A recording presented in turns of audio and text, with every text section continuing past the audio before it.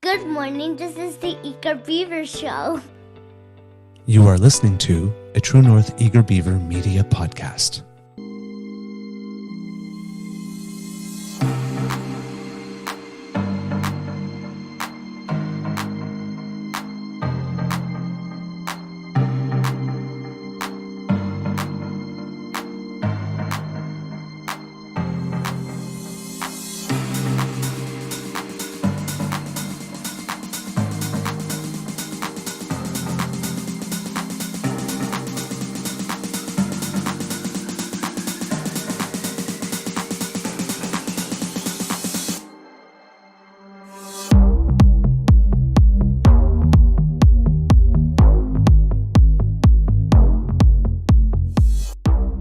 The True North Eager Beaver podcasts are proudly brought to you by our founding sponsors, the Miss V Mysteries from Corvid Moon Publishing, your source for science fiction, fantasy, and cozy mysteries featuring a broad diversity of characters. CanadianTarot.com, your uniquely Canadian online eclectic tarot community and forum, and the Peppermaster, hot pepper sauces made from fresh farm ingredients to thrill your taste buds and expand your mind.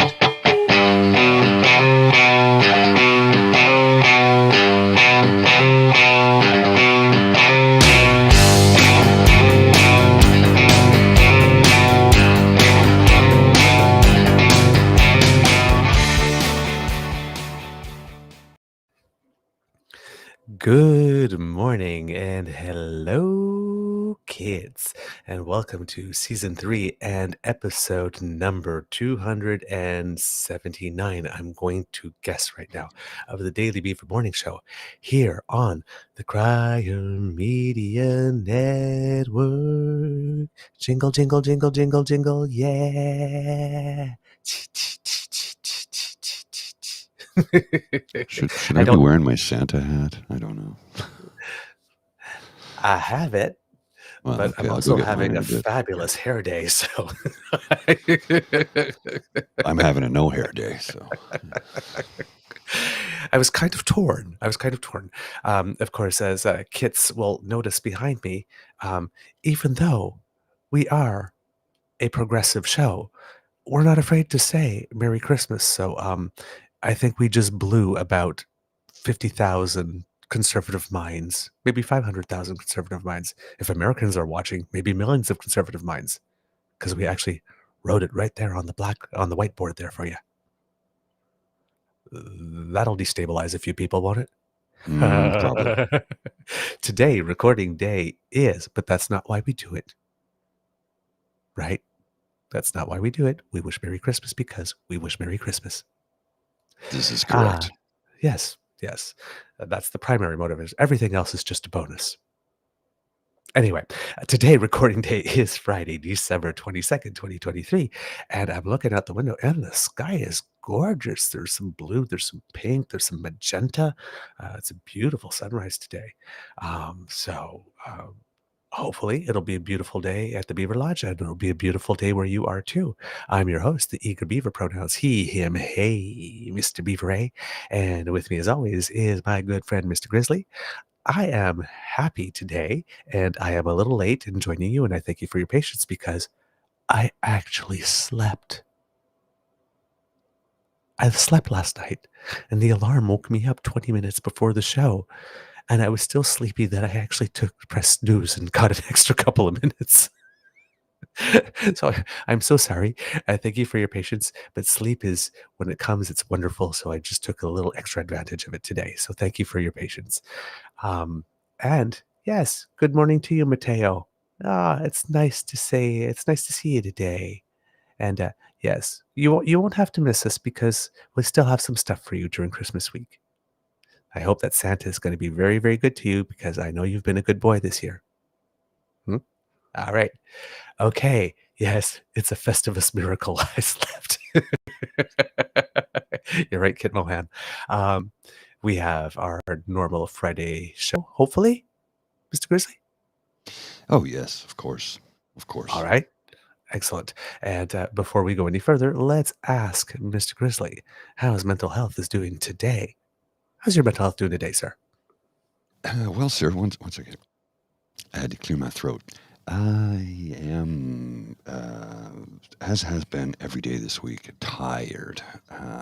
Mental health is good, actually. I'm just exhausted, physically exhausted.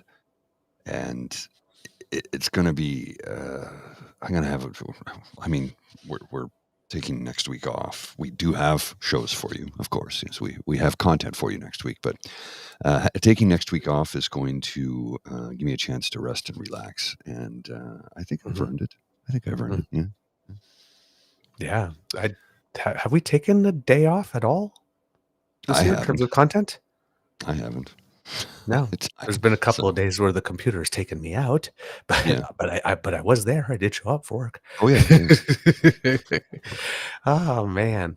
I love this. Okay. We have a hodgepodge of stuff for you today. But the one thing I think we should start with relates to that cartoon you showed me Yeah. yesterday. Um, They that they really stepped in it, and then the blowback was, I mean, first they tried to say, "Well, don't you have a sense of humor? It's a political cartoon," and then the pile-on began. Yeah, exactly. Because as we know, right, there's the playbook. You do something terrible in conservative land, completely terrible. And then you turn around and you say, it was just a joke. And then people get Mhm. upset. And then they say, well, can't you take a joke, man? You guys have no sense of humor. And then often it ends there. But this one was just so bad, so horribly bad Oh that, yes.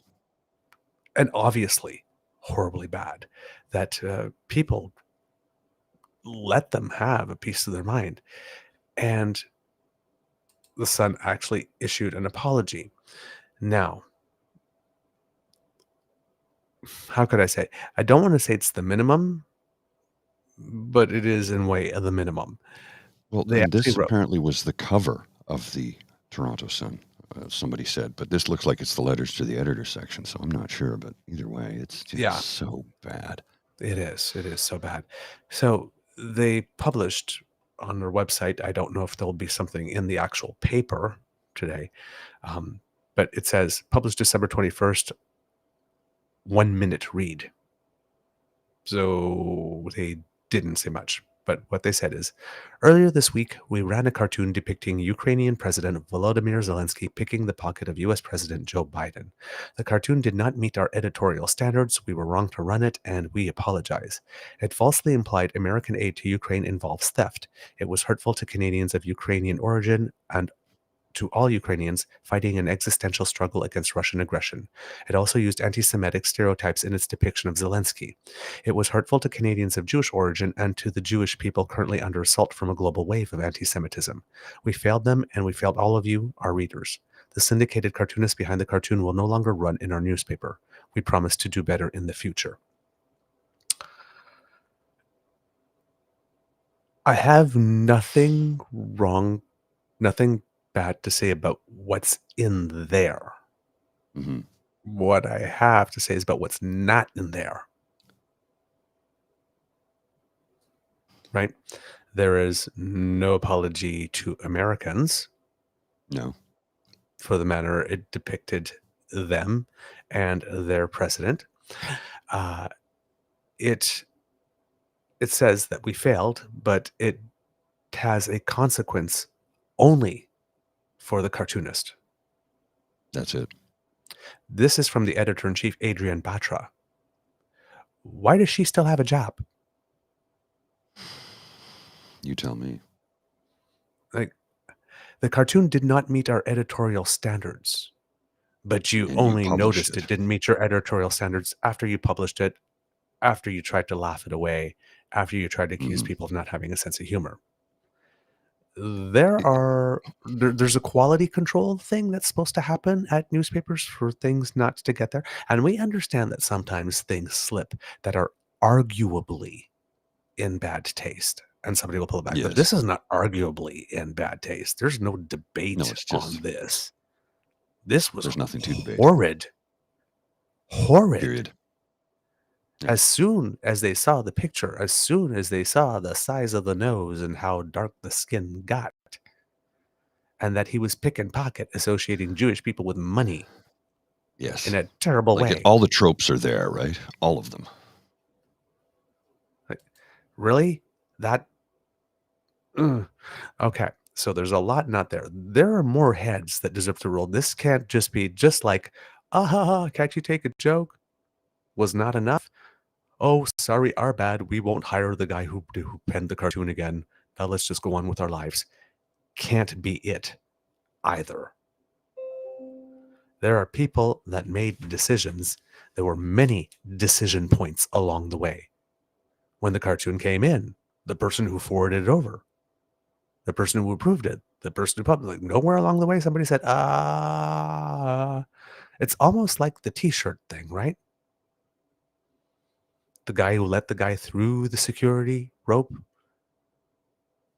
and Polyev, and anybody of his team was there, and the person who took the picture, and the person that posted it to the web. Those were all decision points. When we talk about gatekeepers, there were gates at all those points. And somebody should have said, should we be doing this? I don't think we should be doing this. And they went for it. And again, when the blowback came, they tried everything except, oops. So there again, there were gates and decision makers. This is not just one. They want you to diminish this as one single bad decision by some amorphous, invisible entity. No, this is a series, a big series of bad decisions by several entities who are not amorphous, but who are specific and have specific titles. All of them should be gone. To that, sir. Adrian Batra, the editor of the Ottawa Sun, or the Toronto Sun, I should say, also follows Eva Flardingerbroek, who is, as we know, she just did her racist Nazi tour with Christine Anderson. Oh, really? Yeah. So, put the picture together and you can see where we're going. This was done with intent, despite what they did not meet our editorial standards. Then why did you post it? Now, they did post also an opinion on the 21st. Again, will it run in the paper? We don't know. And it's written, opinion, Toronto Sun cartoon, shocking and hurtful, whether published deliberately or innocently. This person is being very, very generous. It's published deliberately, and there's no way this could be innocently. The result is another win for the Russian side, and this is Larissa Waller-Hetmanchuk, who wrote this. I was shocked to see an editorial cartoon in the Toronto Sun earlier this week featuring a caricature of Ukrainian President Volodymyr Zelensky picking the pocket of US President Joe Biden. Beyond shock, I also felt a deep sense of hurt because for years Ukrainians have been fighting not only a full-scale war of survival, but also a war of misinformation from the massive, effective, and well-funded Russian propaganda machine. I also felt hurt for my Jewish friends who, in this time of rising anti-Semitism, had yet to see another caricature of a Jewish man with an exaggerated nose picking the pocket of an unsuspecting victim. My feelings were exacerbated because, as a community, we are tired of trying to rationally explain what's at stake in Russia's war against Ukraine. This isn't just about the deaths of thousands of Ukrainians. It's not just about the terror and atrocities committed by Russia in cities like Bucha and Irpin, where rape and torture were used as tools of war by Russian soldiers. This is about fighting for our shared Western values in global struggle against the growing alliances among China, Russia, Iran, North Korea, and Hamas, a new axis of evil. I understand political cartoons are meant to be exaggerations, even grotesque ones, often involving satire. I understand they don't always have to be funny. But this cartoon stoked the fires of strong and growing anti-Ukraine and anti-Semitic sentiments exploding across our country.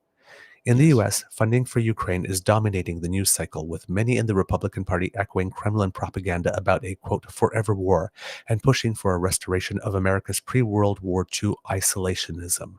That would be a blow to global security and our Western democratic way of life. And taking a step away from this letter to the editor in Canada, it's accompanied with a political party that is blocking a free trade deal or attempting to block a free trade deal because some private partisan personal notion of being anti-carbon tax and describing the situation in Ukraine as a faraway land. Yes. Neville Chamberlain's I guess, words. and I believe the whole quote from Neville Chamberlain was a battle in a foreign, faraway land between people we barely know, or something like that. When we know Ukrainians, because the largest diaspora of Ukrainians outside Ukraine live in Canada, and as the Prime Minister so accurately and astutely noted, have been here for over 100 years and helped build this country. So these are people we do know very intimately. Back to the letter. Earlier this year, Mitt Romney addressed the issue head-on, saying the U.S. must continue to fund Ukraine's war effort because destroying Russian military effectiveness while using just 5% of the U.S. defense budget is an, quote, extraordinarily wise investment. It's not charity. It's enlightened self-interest. And again, taking a break from the letter, if anybody in Canada cannot understand that us being sandwiched between the United States, that can go Trump-ish at any time, and Russia, which is Putin-esque, cannot understand the issue of territorial sovereignty and how it is in our interest to stand for it, you lack critical thinking skills in any way, shape, or form. You're just not tethered to reality. I don't know where you're broadcasting from and where you're downloading your information from, which central brain. But if you cannot see that, I can't help you. Back to the letter. If Russia succeeds in defeating Ukraine, we will all be paying far more down the line in military spending and containment efforts for decades to come. Russian President Vladimir Putin is counting on the West to grow tired of supporting Ukraine. Earlier this month, he himself said the West's support for Ukraine is waning. Let's not prove him right. Poland, Lithuania, Latvia, Estonia, and Finland all understand why, intrinsically. They have the lived experience and history to know Russia won't stop in Ukraine. It never has before. Cartoons like the ones published by the Toronto Sun this week fit perfectly with Russia's propaganda strategy. Whether published deliberately or innocently, the result is another win for the Russian side. It reinforces anti-Semitic stereotypes about the hooked-nosed Jew trying to rip someone off. It upholds the Kremlin's narrative that fighting for democracy and freedom is an endless sinkhole. Russia's war in Ukraine is a war that will define our generation. It has shifted the ground of global security and our world order. It's a good versus evil struggle, and there's no choice but to pick a side. And Larissa Waller-Hetmanchuk is a conservative consultant and former communications director to Ontario Premier Doug Ford. She has been sanctioned by Russia for speaking out about its war of aggression on Ukraine. So a conservative. This is not some liberal, some bleeding heart liberal. A conservative consultant and former communications director to the Ontario Premier Doug Ford, the Premier for whom this paper slavishly cheers.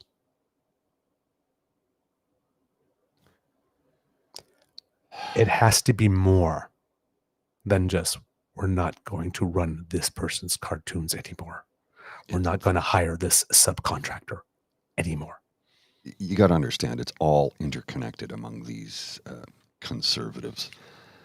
All of it. I mean, so Adrienne used to work for Doug Ford, and now she works for the Toronto Sun, which is owned by Chatham Asset Management, which is the U.S. christo-fascist hedge fund, which is tied to the Republican Party and apparently has a lot of Trump secrets.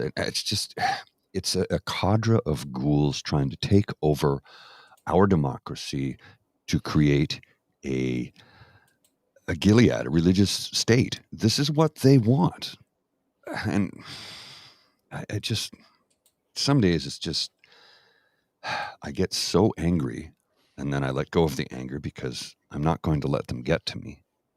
And then I turn that anger into activism, which is why we have this show. Right. To inform people and let people know that there are bad people in this world who want to do you harm. And they are actively doing it every damn day. And they're doing it incrementally. And every now and then they take a big giant step and go, whoops, and step back. And you've cited a few of those examples. I didn't read the t-shirt. Bullshit. We know you read the t-shirt, Pierre. The man was standing right next to you in a lime green t-shirt with black lettering on it, and he had to be escorted into a secure area where you were standing. You read the goddamn t-shirt. To tell us otherwise is a bald-faced lie, and you know it. I'm sick of this. They're treating us like we're stupid. And I'm tired of it. I'm sick and tired of it. And let's just say, come January, I think we're going to go on a little bit of an attack. Just speculating. We're going to do some fighting back, pushing back. Yeah. And here's the thing. Even if you realize your error and correct your error and you apologize, although there doesn't seem to be much consequence, the question still remains about your first instincts. Mm-hmm. How many times are we supposed to sit here and witness your first instinct being all wrong and you going, oops, sorry, before we start questioning your soul? Mm-hmm.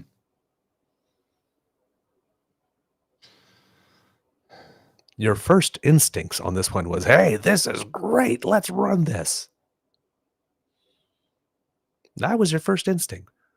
The first instinct with that t-shirt, this will be funny. This will really own the libs and get them upset. Let's do this.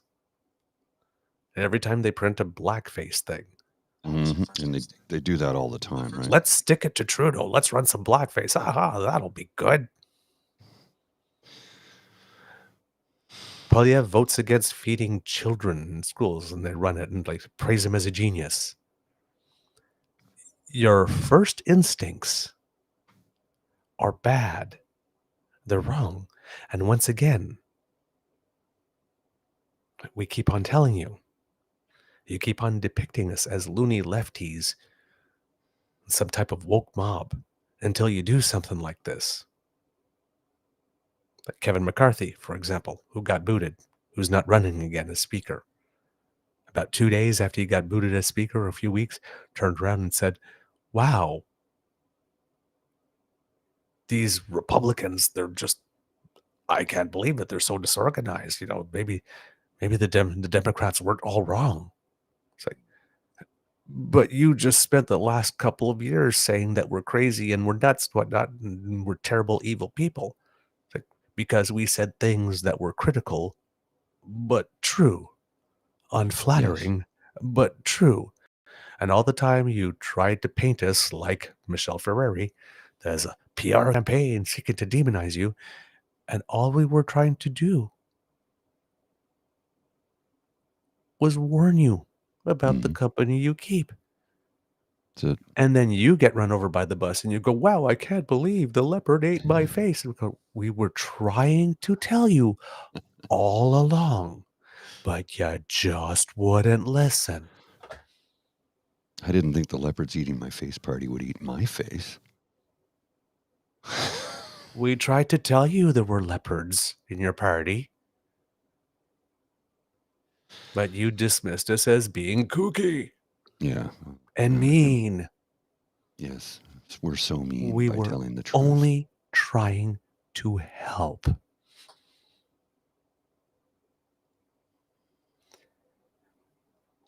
There's something about this movement. Oh, yeah. It was Russian. All its instincts are wrong.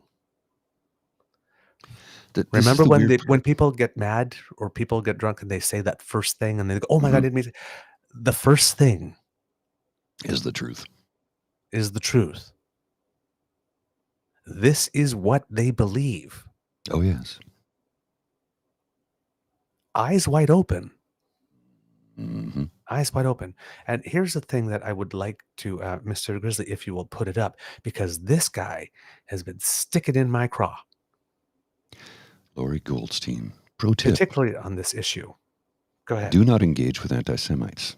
Many are provocative for a reason. They want you to get into a fight with them on X, or Twitter. That becomes heated. Then, if you're in a regulated profession, they dox you and complain to your professional body to discipline you. Don't play. All right. Now, this was a couple of days. I'm not sure if this was a couple of days before the cartoon or whatnot, because it came to our attention yesterday, but it's Yes. said earlier this week. This guy has been one of the marshals of the parade Mhm. of declaring absolutely everybody who does not 100% side with the government of Israel, the current government of Israel, as being anti-Semites. He has been tweeting several times a day trying to convince us that this is an inherently anti-Semitic country. Now he says, do not engage with anti-Semites. Scroll up, Mr. Grizzly. I can't. You have to scroll. Oh, sorry. I did it from my own one today.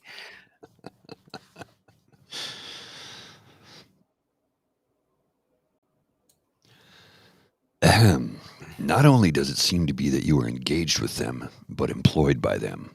When are you resigning your position with the Sun? And of course, we're referring to the political cartoon of Zelensky as the, I'm not going to say the word, but the anti-Semitic imagery of Zelensky picking the pocket of Joe Biden. Yep. That's all the time that image deserves. Yep. Yeah. If this man had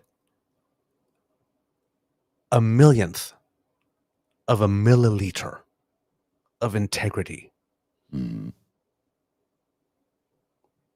with everything he claims to stand for with regard to his support for Israel, he would not still be employed by this paper. He would have left. Yeah. He would have left. Yeah.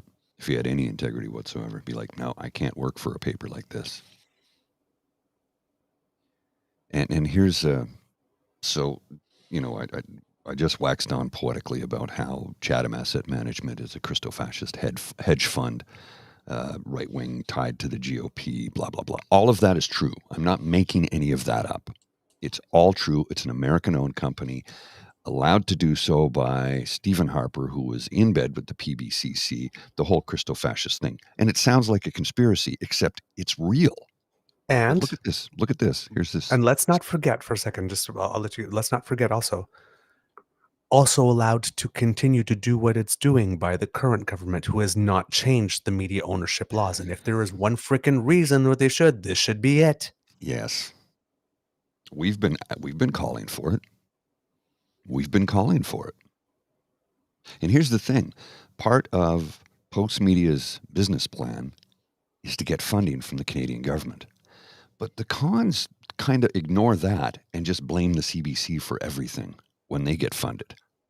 It's funny how that they leave out the part where the American-owned conglomerate, and 66% owned by an American company of Postmedia, which is most of the newspaper chains across the country, all of the ones in all of the big cities. 2 newspapers in Ottawa, the Ottawa Citizen, the Ottawa Sun, both owned by Postmedia. All of the newspapers in Toronto, with the exception of the Star, Postmedia. You go across the country, Toronto, the Star is the only one that's not owned by Postmedia in a major Canadian city, the only one. But you look at this little political cartoon. It's a Russian doll. What do they call it? What do they call those dolls when you take one out? Nesting and there's another dolls. One? Nesting. Thank you. It's a Russian nesting doll dressed as a Russian soldier with a Z on his helmet. And inside, because they've taken the nesting doll apart, and inside is the Toronto Sun with the headline, Poutine, mon amour. Wow. Putin, mon amour. I said Poutine because I read it in French, so I immediately went to Poutine. It's Putin, mon amour. Wow. And if for people who don't realize the Poutine Mon Amour, that's a play on Hiroshima Mon Amour, Mm-hmm. Thank you, Linda. which was a 1959 film about a French actress filming an anti-war film in Hiroshima who has an affair with a married Japanese architect as they share their differing perspectives on war. So the person who did that cartoon is very culturally aware.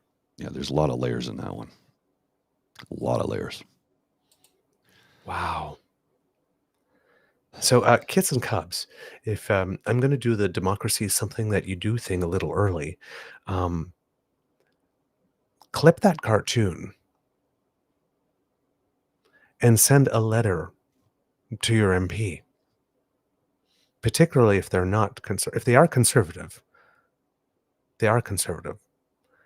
Ask them to make a public statement about this cartoon. And if they are not conservative, if they are from the government or the NDP, ask them why it is that we are still allowing media ownership of our media that's supposed to inform us, that's supposed to be by us, for us, about us, to be owned by foreign entities who clearly do not have our best interest at heart. And the reason, and when it is, they are going to change that law. Well, and the reason they were never allowed to until Stephen Harper came along was because of this American influence. The American media machine is the largest on planet Earth, by far. And they can push whatever narrative they want. And they've been doing this in Canada for some time now. This is not a conspiracy theory. It's not. It's all facts. Proven facts. And we'll put together a show at some point in the future where we lay it all out. We just need some planning time to do it. Because these shows are done live from the seat of our pants. We have points. Well, actually, Mr. Beaver does. I don't. I just go with whatever the squirrels in my brain tell me to do. But we will put together a show in the future. And I don't know when, but I don't think it'll be a live stream. I think we'll have to record it where we can get all the facts laid out. But let's do this in the future where we literally make the flow chart, paint the picture, show everybody the truth. Because people need to know we are being infiltrated by those who will do us harm. And it's not a fantasy. It's not a conspiracy. It's real. Mm-hmm. It is. And then we had PP's interview with Andrew Lawton. I don't have the clip handy. Hopefully I'll find it during the regular show. What is it? It's like it was really the Lawton one and the Rex Murphy one. Yeah, but giving them a reach around is what they're doing. Oh my God, are they ever? But he had a clip there where he's basically describing what it is in his mind is the Trudeau government. And literally, he's talking about himself. Oh, yeah. Yeah. Oh, yeah. That's the worst of it. He was... everything he said, he's a dictator, he's a this, he's a that. And I'm like, bro, look in the mirror. You're describing yourself. How do people not see this? Are people stupid? Are people ignorant? Or they have so much blind hatred for the current sitting prime minister that they'll just believe whatever you say to them? I do not understand this. I really don't. How are people so willfully ignorant? Mm-hmm. And they're sharing that one as the clip. And you have Andrew Lawton because Mark Gerritsen came out and spoke out about it. He goes, "This is hilarious." Again. Yeah. The Liberals were so triggered by Pierre Poilievre talking to Rex Murphy, Brian Lilly, and me that they held a press conference to complain about the interviews. They think it's funny. Yeah. They think it's funny when they get called out. They think it's funny. They think that we're crying and that they've made us cry and that they've got liberal tears to drink.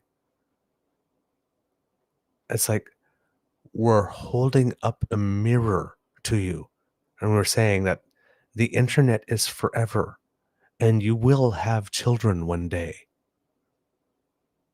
Maybe not, but let's assume you will. Well, Pierre does have Like this. children. Yes. They will see this one day.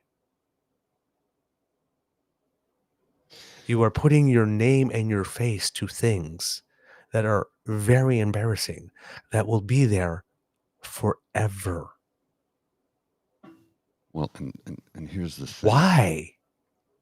Well, here's the thing you need to remember. So we've all been able to highlight some of the terrible things that the Harper regime did. And remember, when he was in power, he referred to himself as the Harper government, not the government of Canada. Remember that. His oldest son, Ben, bit of a shit-gibbon. Tremendous shit-gibbon. Like a horrible person. So, what you're saying, your children will see this someday. Well, they did. And in this case, they actually were on board with it. So I know where you're going, sir, but unfortunately, I don't think it's going to pass the litmus test in this case. Well, not always, right? Not It's always. not in all cases. I mean, they are on a big fight to be able to let parents raise children. Yeah. We know what they mean by that. Oh, yeah. So it's like they clearly want to indoctrinate. Well, it's what it is, right? Right. But as we've seen with Dean, as we've seen with Laura, they were raised in environments, very fundamentalist environments. And look at them as adults now. Yeah, they're wide awake with their eyes open. Yeah. Creek Pete 2, which is an account that we like. Mm-hmm. He did a TikTok on it. Mark Gerritsen posted, "This guy gets it," talking about him. And then Creek Pete says, "Mark posted this and now my TikTok account is being inundated with faceless accounts with no followers or videos, so natural and totes not paid bots." Laughing with a thumbs up. I will give this one to you, Mr. Grizzly, because right now I've got a couple things going on here to put up. But we like Creek Pete. Yes, we do. I've actually reached out to him. I'd like to do some work with him, to be honest with you. Yeah. I like him. Absolutely. Me too. I would like that. Let's point it. He's got a little tiny bit of the clip with Andrew Lawton of what PP was saying. But he's talking about the state of the journalism here, because we make the point of saying that we're not journalists, and when people say journalists like you, we say no, we're not journalists. We do not have the training. I have a couple of journalism courses through my communications thing, but I've not run the gauntlet. I have none. But if Lawton is indeed a journalist, then are we as well? Well, Pete asks. By his metric. Trudeau, of course, is not a liberal. He is a radical authoritarian. He's the opposite of liberal. Oh my God, this guy is just like a shameless, compulsive liar. It's almost comical at this point, right? And this is why he runs to like fake journalists like Andrew Layton and True North, because they're just stenographers, they're not actual journalists, right? Like Andrew Layton was a conservative candidate, failed candidate, and now he's a journalist. But hey, Pierre, I'm not a journalist either. Give me a chance to interview you. You would never get away with all this stuff. This is why he runs away from actual journalists. He just goes to the people that will, just shine his shoes for him. But this is getting ridiculous. At some point, is Canadian media gonna call this out? Because it's getting dangerous at this point, right? Like, just saying whatever you want to say without any kind of pushback is dangerous, right? And it's spreading absolute lies like this is not leadership material. So, I mean, here's the thing again, right? You guys, you conservatives, you love people who say it as it is, right? That's your thing, right? You love it. So if you listen to that and you agree with it, it's because you're intellectually stunted, right? You should go back to school. Maybe try and learn some critical thinking skills. I don't know. But, hey, Pierre, don't be a coward. Let me interview you. I'm just as much a journalist as Andrew Layton is. Okay, see ya. I mean, I always said that if by some Christmas miracle, Pierre Poilievre actually said, you know what, True North Eager Beaver, we'll do your show. I was like, yeah, girl, bye. Sorry. It's like, oh, you want to do our show? Oh, look, better people. Right. But you know what? If he's handing out interviews to just random people who call themselves journalists, then hey, call me a journalist and come on the show, buddy. Let's rock and roll. Well, smack my ass and call me Judy. Yeah. I mean, call me Barbara Walters. Let's go. Yeah. If you were a tweet, what kind of tweet would you be? I bet you'd go, I'd be a Christmas tree.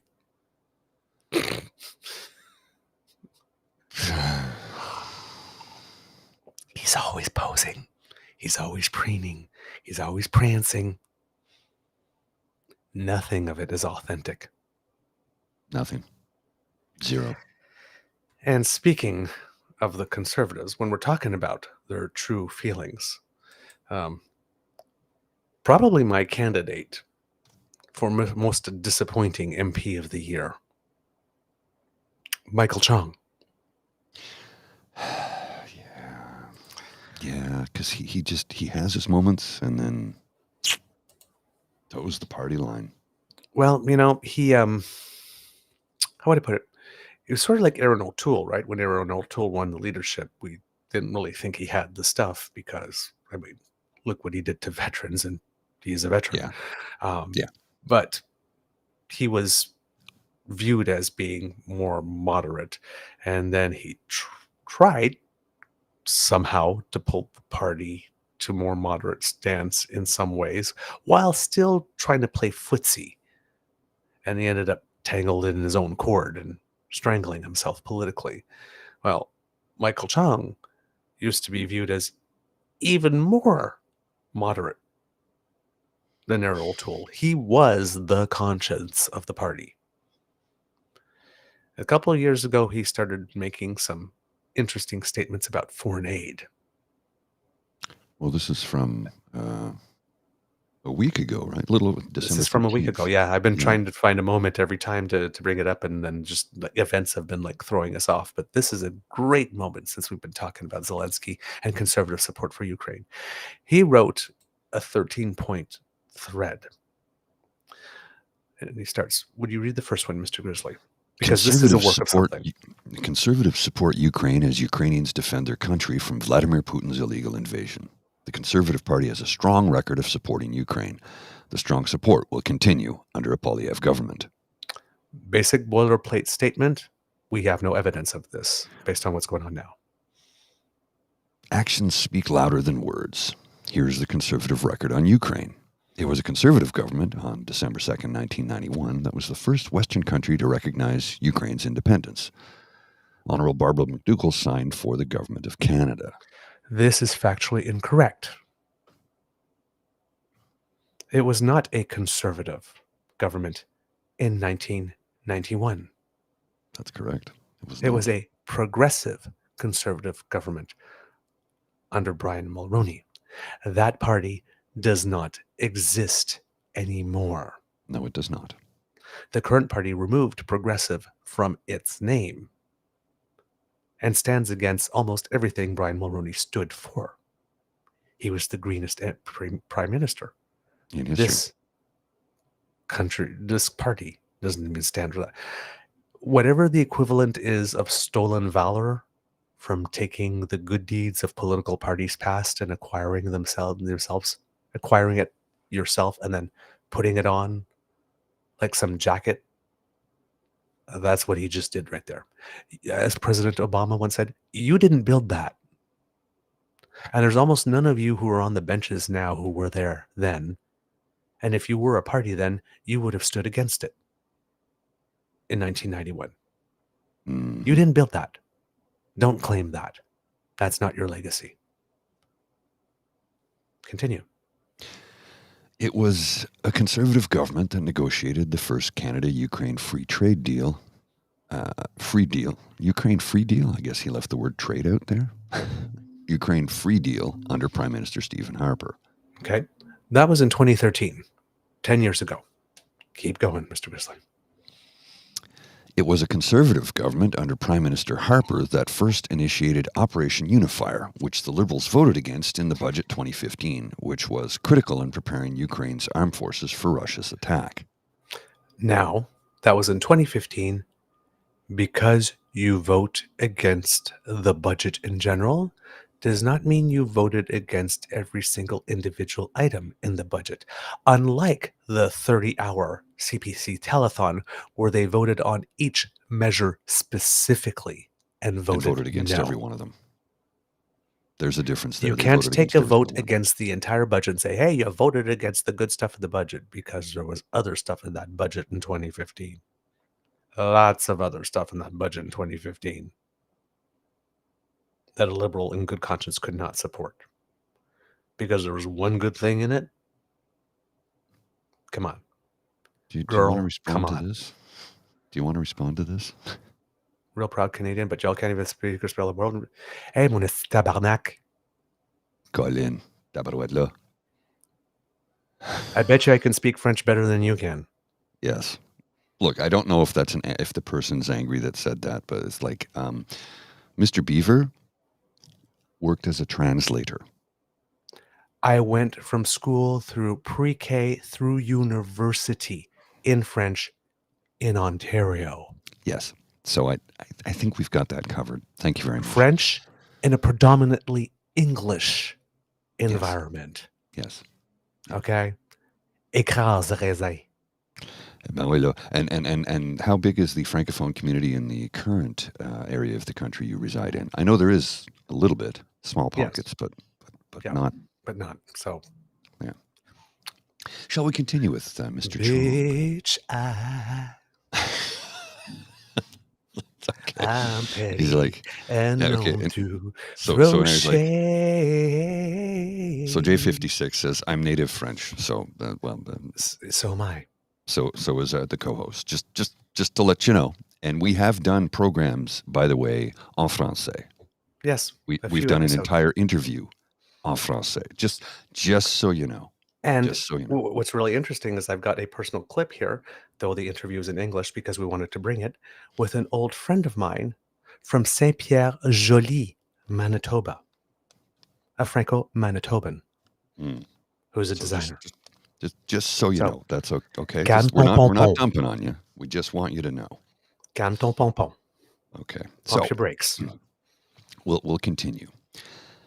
Michael Chong, tweet thread number 5. It was conservatives under Prime Minister Harper that led the charge at the G8 to expel Russia, changing the G8 to the G7. It was conservatives under Prime Minister Harper who told Putin at a G20 summit in Australia in 2014 that he needed to get out of Ukraine. Allegedly told Putin, because there's no video of that. He says, and that was 2014. His latest position right now is, hey, we need to get closer to Viktor Orban. Yes. If you need to get closer to Viktor Orban, you're no longer telling Putin to get out of Ukraine now, are you? Not at all. There's only so many miles you can coast on past fumes, Mr. Chong. Next one.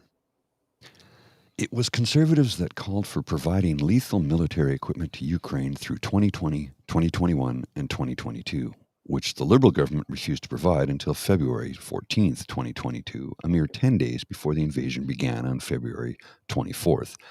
We issued numerous statements. Yes, you issued numerous statements, but that's because I'm not sure. At the time, we thought it's because you supported Ukraine, but now it's probably because you've never met a war that you don't want to get into. You also wanted us to go into Iraq. Mhm. Just saying. Let's keep going. Number 7. In all these things, the Liberals were scarce. In all these things, they were $1 short and a day late. That is a blatant lie. Yes.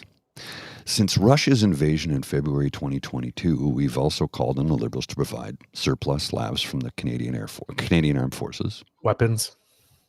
roll 3 mobile hospitals, more weapons, including Canadian-manufactured sniper rifles, more ammunition, including by upping production of 155mm shells. And none of that has been denied, contradicting point 7. Conservatives have also called for Canada to lead a G7 effort to seize and repurpose $300 billion in Russian central bank assets to rebuild Ukraine. We've long called for the Liberal government to do all these things. They haven't. If they did not do that one specific thing, what was all the things that Chrystia Freeland was pretty much leading the world in doing in imposing the initial sanctions? Yeah. Really? Michael Chung, you're actually going to...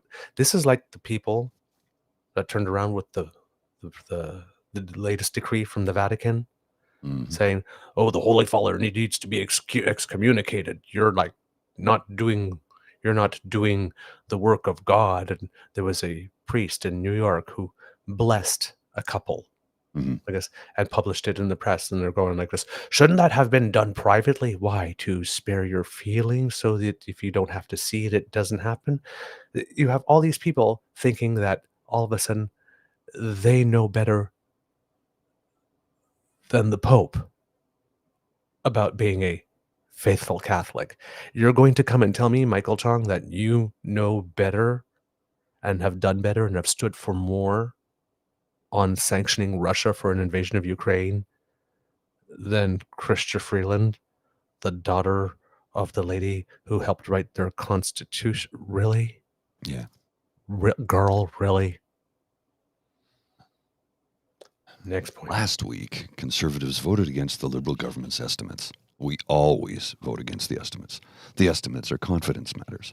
Conservatives do not have confidence in this Liberal government. That's why we voted against the estimates. You did not vote against the estimates, or you may have voted against the estimates, but you also voted against 130 specific line items in the budget, some of them specifically related to Ukraine. You also voted against the free trade deal, and you have a leader of the party echoing Neville Chamberlain saying that it's a faraway war in a faraway foreign land or something like some weird crap like that.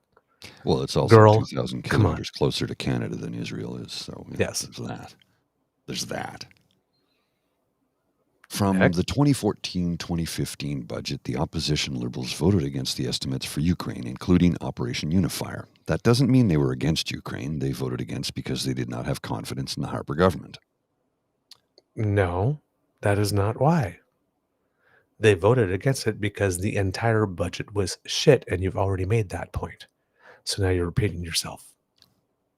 We are opposed to Bill C-57, the Liberals' updated agreement to the Canada-Ukraine Free Trade Agreement. We are opposed for one reason and one reason only. Article 13.10 of the updated agreement and its provisions on carbon pricing. Which means you are putting its provisions about carbon pricing over and above all other considerations, such as territorial sovereignty and basic defense of basic Western values. You can't even see It's it. a temper tantrum. That is not a valid reason to vote against a free trade bill. This is not a valid reason to try to attempt to hobble Ukraine's accession to the EU. This is not a reason to vote against something that the Ukrainian people, they themselves have told you that they wanted. This is not a valid reason for you to try to be the government of Ukraine from the opposition benches here in Canada.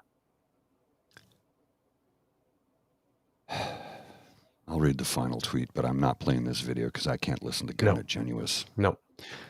While Conservatives oppose Bill C-57, we want a final vote in the House before Christmas adjournment. During today's Thursday question, we proposed exactly that. Liberals refused. Liberals are clearly delaying the final vote for their own political ends. Watch. I'm not showing the video because I cannot listen to Mike, that hateful little homophobe that is Garnet Genuous. All right. So you got this whole screed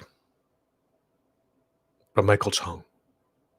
We can't possibly be anti-Ukraine. Look at all the stuff that the former Conservative Party did. And look at all the stuff that we did 10, 9, 8 years ago. And yeah, don't look at the things that we're doing now as being things that we're doing now. We're high-minded, principled people.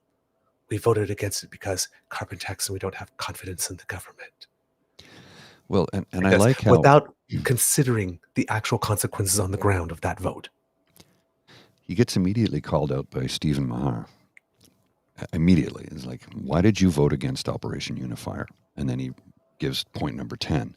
But if you scroll down, it says, the Conservatives chose to break down the estimates line by line. You chose to vote no on everything. You started Operation Unifier. That you lack confidence in it is rather shocking. Boom. Boom. Now, as kids know, I love music. One of my favorite musical artists of all time is Miss Janet Jackson. What have you done for me? Lately? Especially if you're nasty. There you go. You read my mind. All of that is what you used to do, honey. I know he used to do nice things for you, but what has he done for you lately? What have you done for Ukraine lately, Mr. Chung?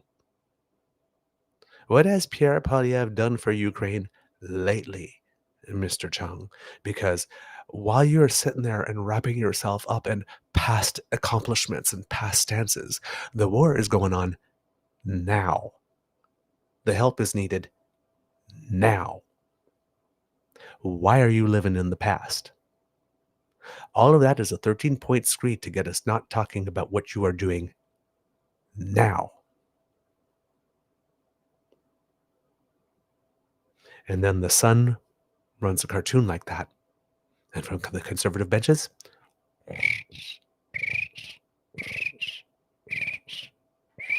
they who got so upset about that funding to that media thing, that guy Leith Matouf or Marouf or whatever his name is, who, in all fairness, the Liberals were warned against by some members of their own caucus. Like, why are we giving money to this guy? He's bad news. And they did. But then they realized, oops. And then they called for the money back and called for an investigation into how that happened. And they did some introspection work. Money should never have gone. But the Conservatives coasted on that for months, trying to claim that this government was anti-Semitic. Their national paper of record just published that editorial. Mm-hmm. Where is the comparative similar outrage? Well, you know. Conservative friends don't tell on friends. Shh. We'll just keep it a secret amongst ourselves, okay? Maybe no one will notice that we did it. Shh. Besides, if it happened last week, it never happened. Girl, we can smell you from here.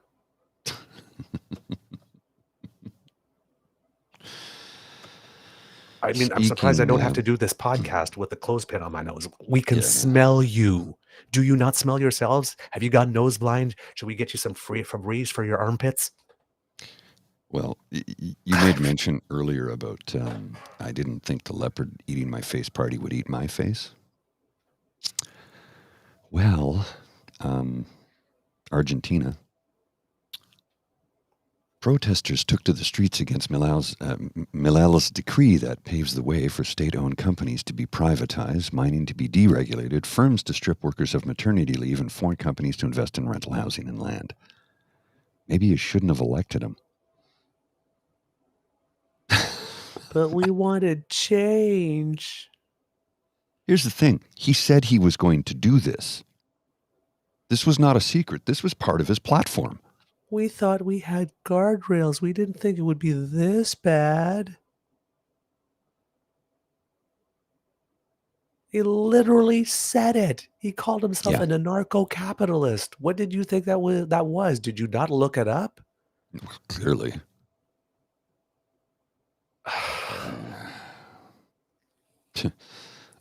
Pierre Poilievre is somewhere copying all this down for his 2025 election platform. That's from David Brown at Orbit Studios. Oh my goodness. I think it's funny, and because it's a good statement, but it's like, how far off the truth is that tweet? It's not very far because his plan A went out the window when Liz Truss didn't survive the lettuce. Mm-hmm. And that was going to be his economic policy. It's like, whoops, that didn't work. Oopsies. Oopsies. Man, kids, there are 10 provincial premiers. 3 more if you add the territories, but let's talk about the provinces here. 7 of them identify in some way, shape, or form as conservative. One of them actually is progressive conservative, Dennis King. One. Mm-hmm. On PEI. You got 6 of them colluding, working together every day, feeding you stuff to try to make you believe that our prime minister is incompetent, silly, vapid, vacuous, inherently corrupt, an autocrat, a dictator.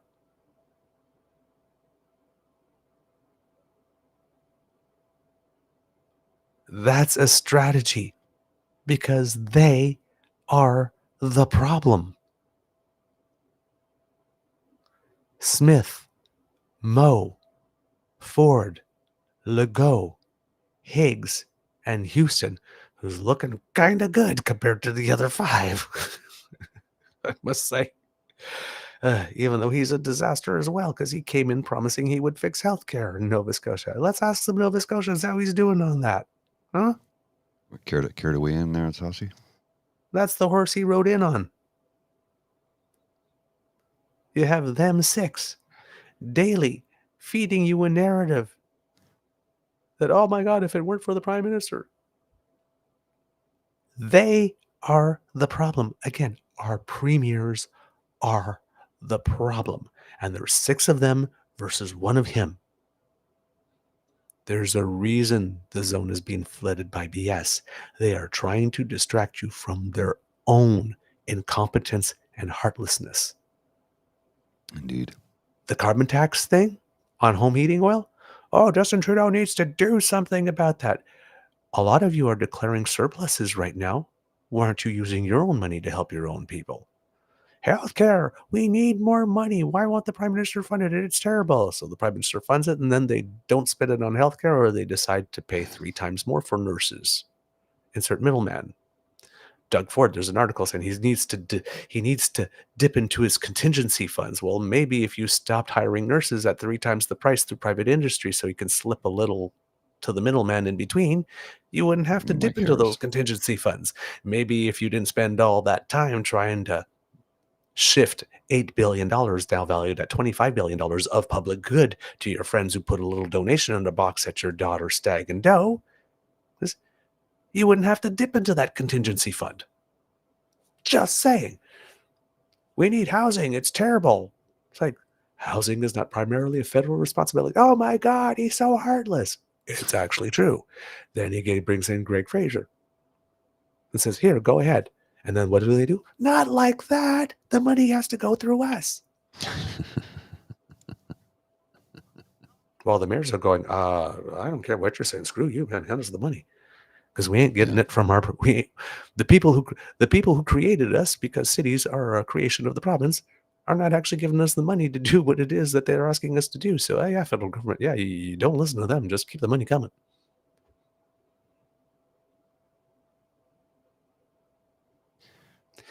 COVID. More people are dying now than before. But it's the premiers. It's the premiers who will not allow us to have the information that we need in order to make our own decisions. They say, make your own decisions, be independent. Okay. Well, let me go get some information. So, no, well, we've stopped reporting on that. We don't keep those numbers anymore. We only collect those numbers once a month now. We're not making your testing kits free anymore. And this one, this is the kicker. In Alberta, not only are they not doing any of that, but as Max Fawcett pointed out yesterday, let's just put this on the screen here. He said bloody hell when he posted this.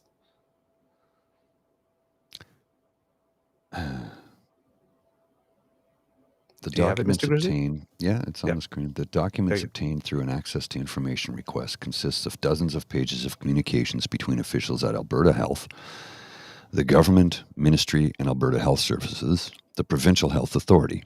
They show that in addition to ordering AHS to remove references to specific vaccines, the government instructed the health authority to limit information on vaccine benefits and efficacy.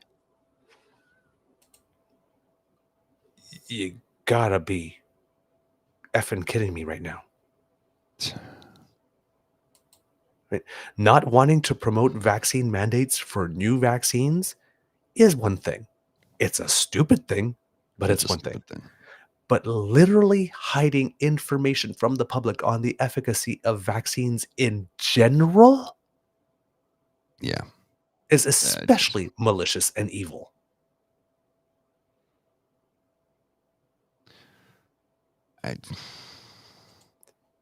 But they want you to believe that Trudeau is the bad guy. Well, I've got a clip here from the breakdown. I don't know if you saw this clip. You got to see this. This is a thing of beauty. It's from the breakdown, and I'll throw it on the screen here in just a second. From our friend Nate. And, well, just watch this. 1 minute and 41 seconds, and just watch. That's all. Just watch. Just see here if that's okay. Good there, and I'll press this button. The fact is that Alberta has its lowest flu vaccination numbers this year. Watch Danielle's face when a doctor at the podium says what he says. Watch her face. In over a decade, and I'm curious, what you think the reason behind that is, and if you think it's a problem. Is it concerning?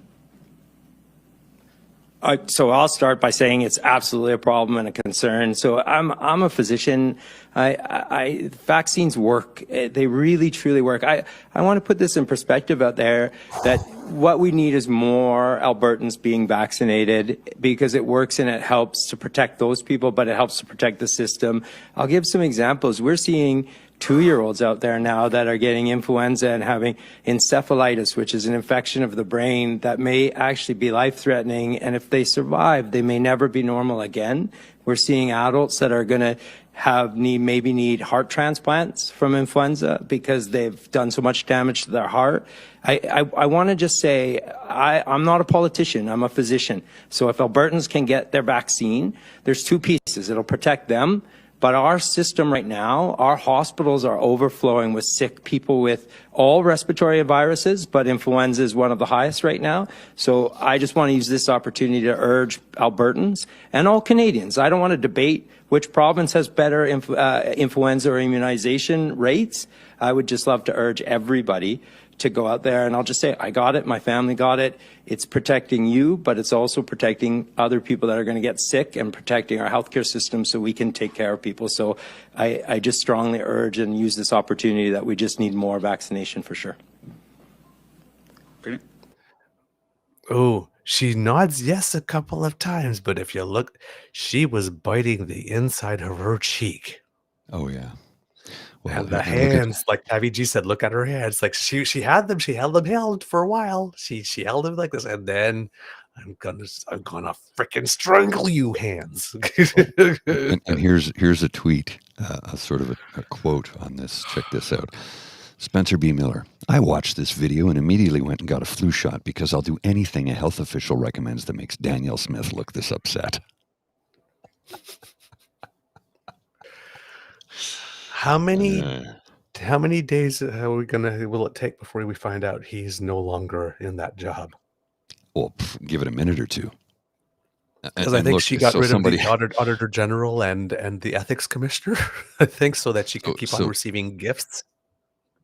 Nate did the blow up of her face, and then somebody says, now do one of her hands. So he blew up the video of her hands. If you want, I can play that one so you can watch it. But I mean, we just... please. Yeah, we do. You want to see it? But yes, Kit Hugh, look at those thumbs. I'd love to play poker with her. Oh, she's got to tell. Oh, you know what? You got to see this. It's a thing of... I'm like... I'm glad I'm not the only one who's noticed this about her hands. We're seeing 2-year-olds out there now that are getting influenza and having encephalitis, which is an infection of the brain that may actually be life-threatening. And if they survive, they may never be normal again. We're seeing adults that are going to maybe need heart transplants from influenza because they've done so much damage to their heart. I want to just say, I'm not a politician. I'm a physician. So if Albertans can get... Oh, he's speaking as a physician, so she's got her hands together now. Yep. I asked you to speak as a politician. There's two pieces. It'll protect them, but our system right now, our hospitals are overflowing with sick people with all respiratory viruses, but influenza is one of the highest right now. So I just want to use this opportunity to urge Albertans and all Canadians. Now look at the woman on the left of the screen and look at her body language. If you're watching her hands, she's being calm though. Yes, but her face. I don't want to debate which province has better influenza or immunization rates. I would just love to urge everybody to go out there. And I'll just say, I got it. My family got it. It's protecting you, but it's also protecting other people that are going to get sick and protecting our healthcare system so we can take care of people. So I just strongly urge and use this opportunity that we just need more vaccination for sure.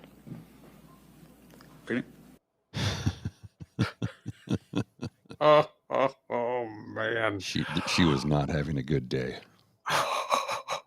Here's fast. Well, I got another. It's not a clip. It's just a still from that. It's just from the thread.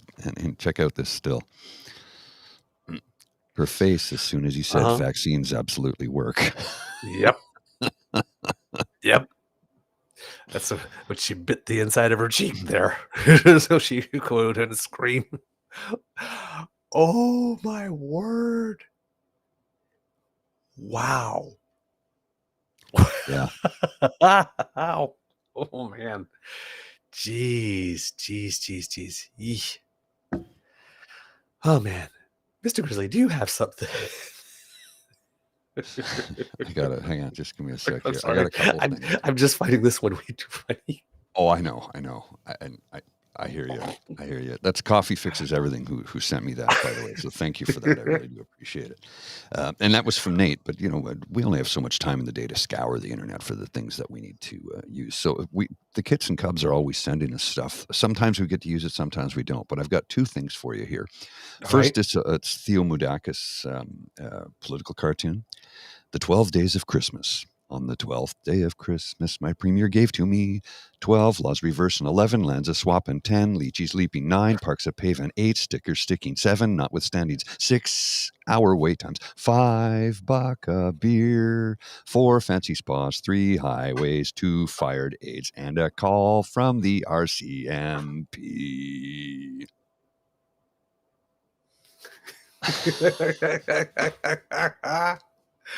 The elves on the shelves are dancing. And just as a palate cleanser, here is Fashion Santa. Oh, yes, we love Fashion Santa. Ooh, go daddy. Kind of looks like David Letterman there. Yeah, in a way, eh? Love Fashion Santa. Oh, hey. You know, he gets one day a year on the big stage. You Hey, gotta man, you gotta work. play it up, right? Gotta work. He does a lot of work during that day. How does he do it? Seriously. I don't know. He gets all the toys made, he delivers them, and then he looks that good doing it. So way to go, Santa. Let's go back to the doctor a few minutes ago who talked about getting your vaccines.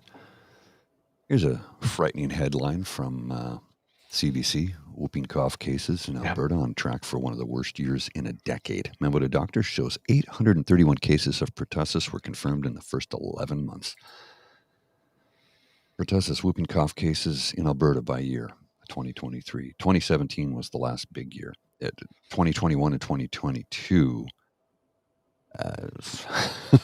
like there's almost nothing because of public health restrictions at the time. Right, exactly. It's like, oh man. And that started last year as well when we had the flu season arrive a little early for kids, and the hospitals were, and RSV were starting to get overcrowded. It's, you know, while everybody was talking RSV and all that kind of stuff up in Northern Ontario, that was the first time they had seen so many cases of whooping cough. It didn't seem to be a more national thing, and it started at the beginning of of that crisis a bit last year. But the very first thing before the RSV hit and the flu hit and was whooping cough out there. So again, this time it's Alberta, but it's the same series of events. We know how the story goes. We should be knowing how to avoid it because we know how the story goes. But it's like they don't learn from year after year. Year after year, they keep on acting like they're surprised. Oh my God, I can't believe this happened. It's like, why are you surprised? Why are you surprised? Man. I just, like you said, exhausted all the damn time. Exasperated, sorry. Exasperated all the damn time. So here's a chuckle. This is because it came across my feed and it's funny. I'll show you this in a second here. What's it like having 4 boys? My son just threw a waffle into the ceiling fan so he could see what would happen, with all of his brothers cheering him on. Send help. Miss Sadeka, was that you under your other account? And some of the responses. This is a normal rite of passage for all boys. Be thankful they didn't try water balloons or pie. Ooh. Why women live longer than men. Pretty much on point. Was it covered in syrup and it stopped? And did it stop at waffles? One guy's 10-10 would do. This is how science happens. Oh, man. Jeez. Instead of a waffle, it's a word. chunk of cheese, and everyone stands under the fan with their mouths wide open, seeing who can catch the cheese after it hits the fan. Cheese roulette.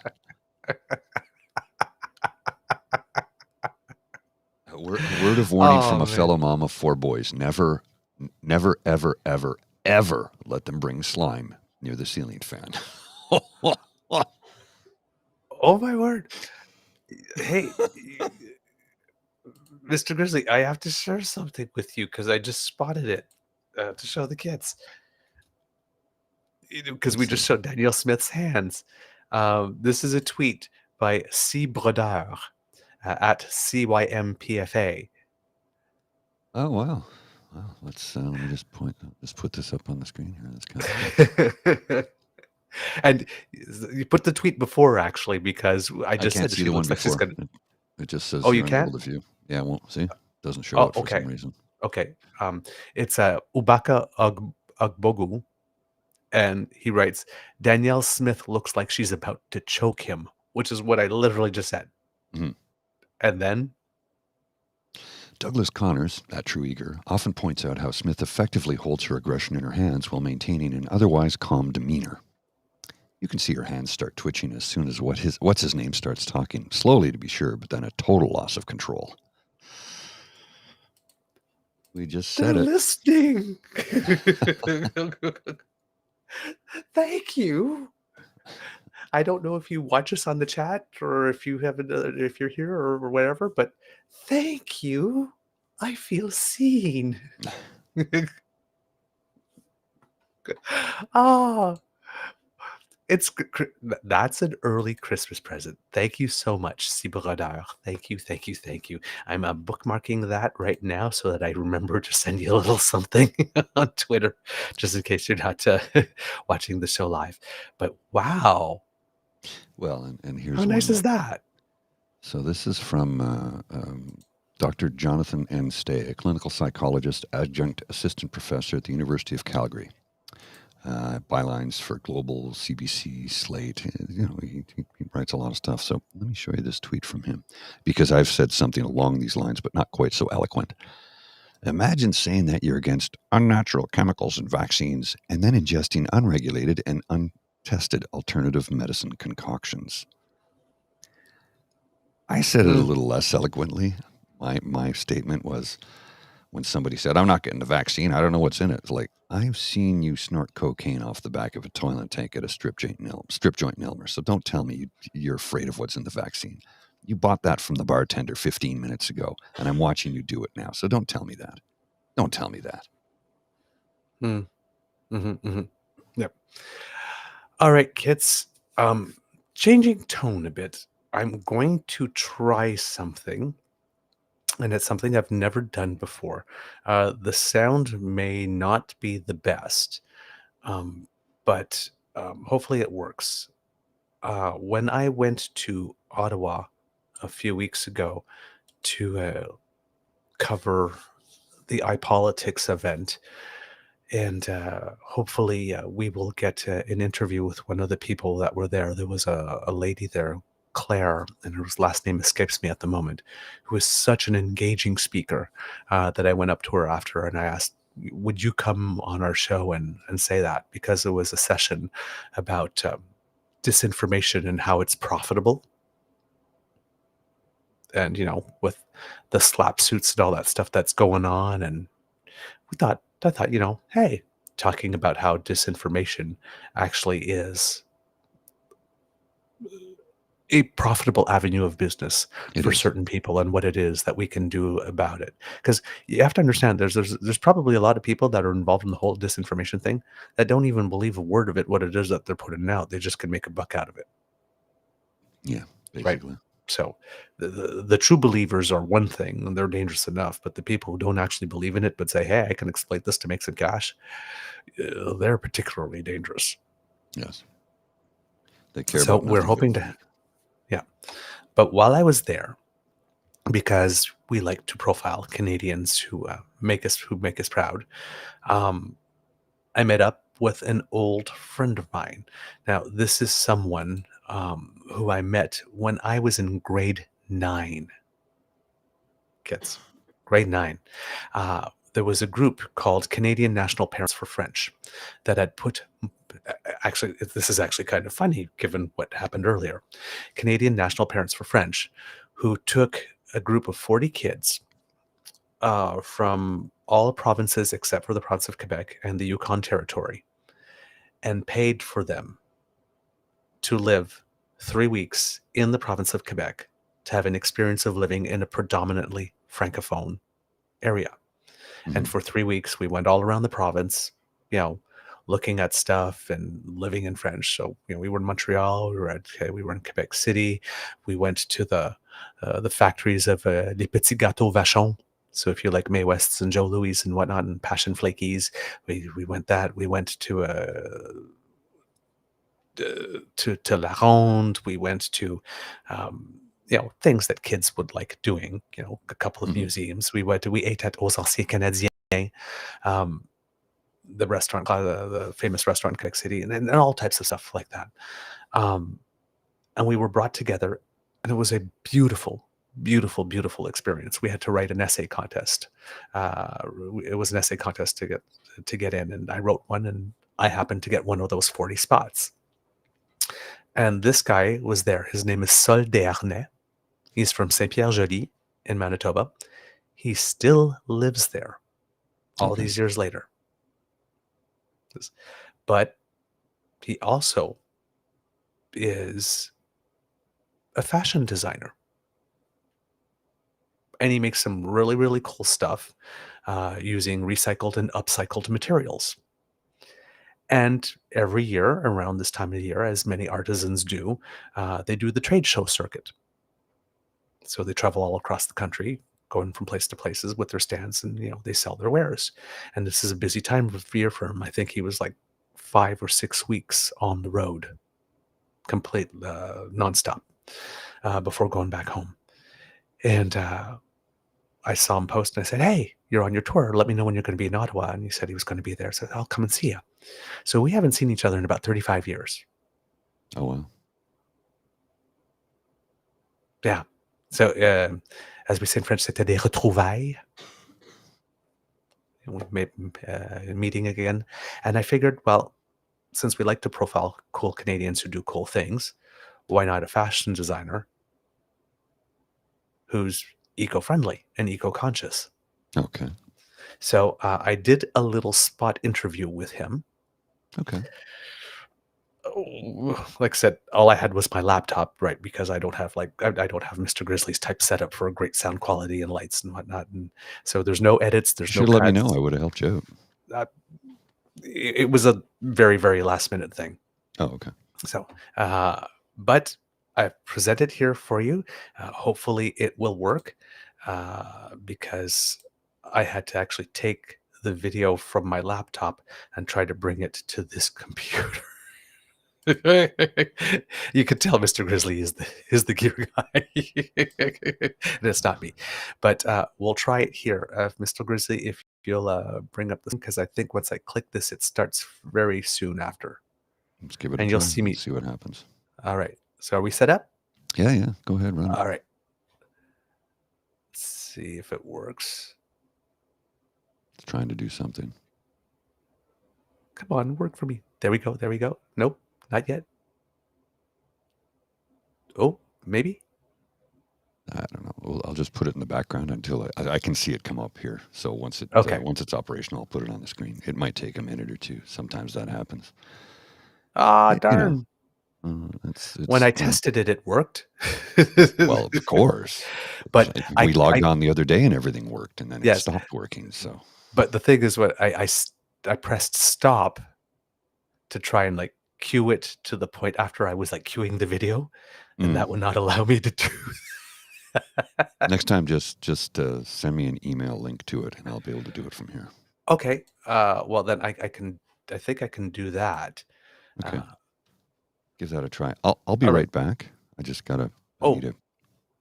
Just give me a second here. All right. Mr. Grizzly is walking away. I was hoping he would stay while I would cue that up, but okay. He surprised me. All right. So, I actually don't know what to say because he caught me off guard here. All right, let's do this instead while we're waiting for Mr. Grizzly to come back. There are certain things in the news that I did want to mention and discuss. So we'll go to those while we are waiting. And I have just way too many windows open. I'm so sorry, kids. But here we go. The Prime Minister recently named 3 new senators. All 3 appointees are to fill vacant Ontario seats that are freed up. And there's one name in particular that you will recognize. And I am not surprised whatsoever that this person was named a senator. Prime Minister Justin Trudeau has appointed a former Olympian, which is the name you'll probably know, a philanthropist and the head of the Canadian Women's Foundation to the Senate. So Tony Varone, who's a developer, who's a director on the board of the Crown Corporation Canada Lands Company, was nominated to the Senate. A lady named Paulette Senior, who's the former head of the YWCA of Canada, who is known for her work promoting gender equity, was named to the Senate. And the third one is 4-time Olympic medalist, including 3 gold medals, Marnie McBean. Now, if you're around my age, you know who Marnie McBean is. Along with Kathleen Heddle, they did us very, very, very proud at many Olympics. And she also, for many years, I believe, was the chef de mission for the Canadian Olympic team. So 3 Senate appointments, and Mr. Grizzly, I'll have you put that up so we can see, because Marnie McBean is looking fierce and fabulous, I have to say. She looks great. She looks great. So, yes, Senator Marnie McBean. And we have MP Adam Van Couverden and MP Carla Qualtrough. Well, And we also have Senator Chantal Petitclerc. Maybe there's something about being an Olympian. there's a bit of a controversy over the gentleman in that photo. Yes, because he's a developer. Yeah, and he donated something like $30,000 to the Liberal Party, so it's looking pretty questionable. That's what I read anyway. That's the grease tax that we keep talking about. Yeah. That's apparently so they're like, why isn't Trudeau doing something about this? I'm like, well, he should be. We'll call him out on it. My mic's not staying in position here. Damn it. There we go. I've sent the file to you. It's it's just a link to what I had put up on OneDrive, and hopefully that'll work. Hopefully I can get it to work. Send it in email. Yep, I've just sent you a email. Or as RuPaul would say, you've got she-mail.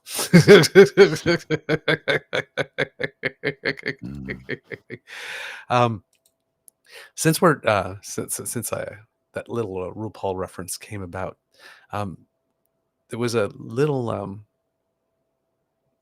some guy today tried to come after me a little bit because I laughed at him, basically. It's a guy named John Fraser, I believe it is, that said, the entire Rex Murphy interview had Poilievre outlining his solutions in great detail. Not only did he provide detailed solutions, but they were based in common sense and not the liberal fantasy that seems to be governing our country. Well, out country. He meant our country. And then he puts Mark Gerritsen equals clown, because Mark Gerritsen, tweeted, Pierre Poilievre stands for nothing. His entire focus is on playing off people's fears and anxieties while offering no real solutions, which is actually true. And he was quoting, he embedded an article from the Natural Post that says, Liberals go on attack after Pierre Poilievre interviewed by Rex Murphy. He does not have a plan. So, at least the National Post is relating what the Liberals are saying. I don't know what kind of spin it is because I didn't read it. But this guy saw that Mark Gerritsen got some pressure in the National Post, so he decided to have to counter-program and saying that the Rex Murphy interview had Poilievre outlining all his solutions in great detail. Well, if that is true, then that would be the first time it's happened, because he literally only has slogans. And says, hey, he doesn't have a platform. Build more homes or I will cut funding to the city. Raise this by 15%. But okay, but how? He doesn't have a platform. Timelines, deadlines, it's budgets, slogans. how, right? It's just slogans. So, of course, when I see tweets like that, sometimes I just, post, ha, ha, ha, ha, ha. So I posted one of a girl, bent over, ha, ha, I just peed.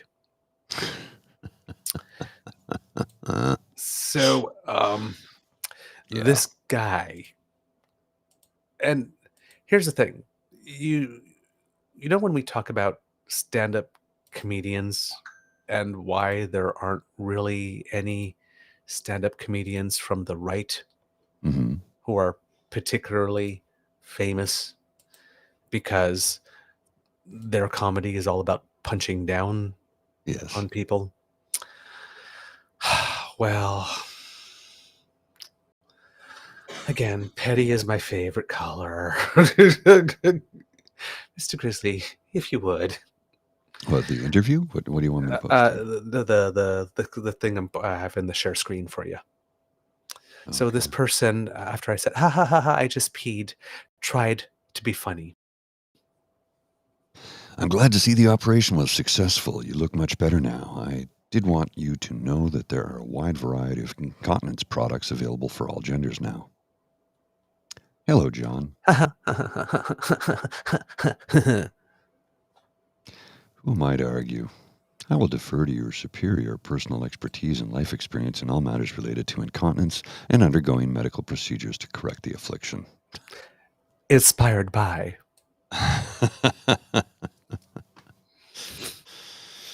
the Lady Grantham. And that, kids, is how you do it. So I've got the interview here. Okay, I borrowed from her because at one point somebody in the Downton Abbey said something about the pox, and she turns around. She goes, "I will defer to your expertise in all matters related to the pox." Okay. So, thank you. Yes, the operation was successful. And as for the "I look better now," that picture was actually taken 2 years before the operation. But thank you for the compliment on my looks. I heard the "you look better" part.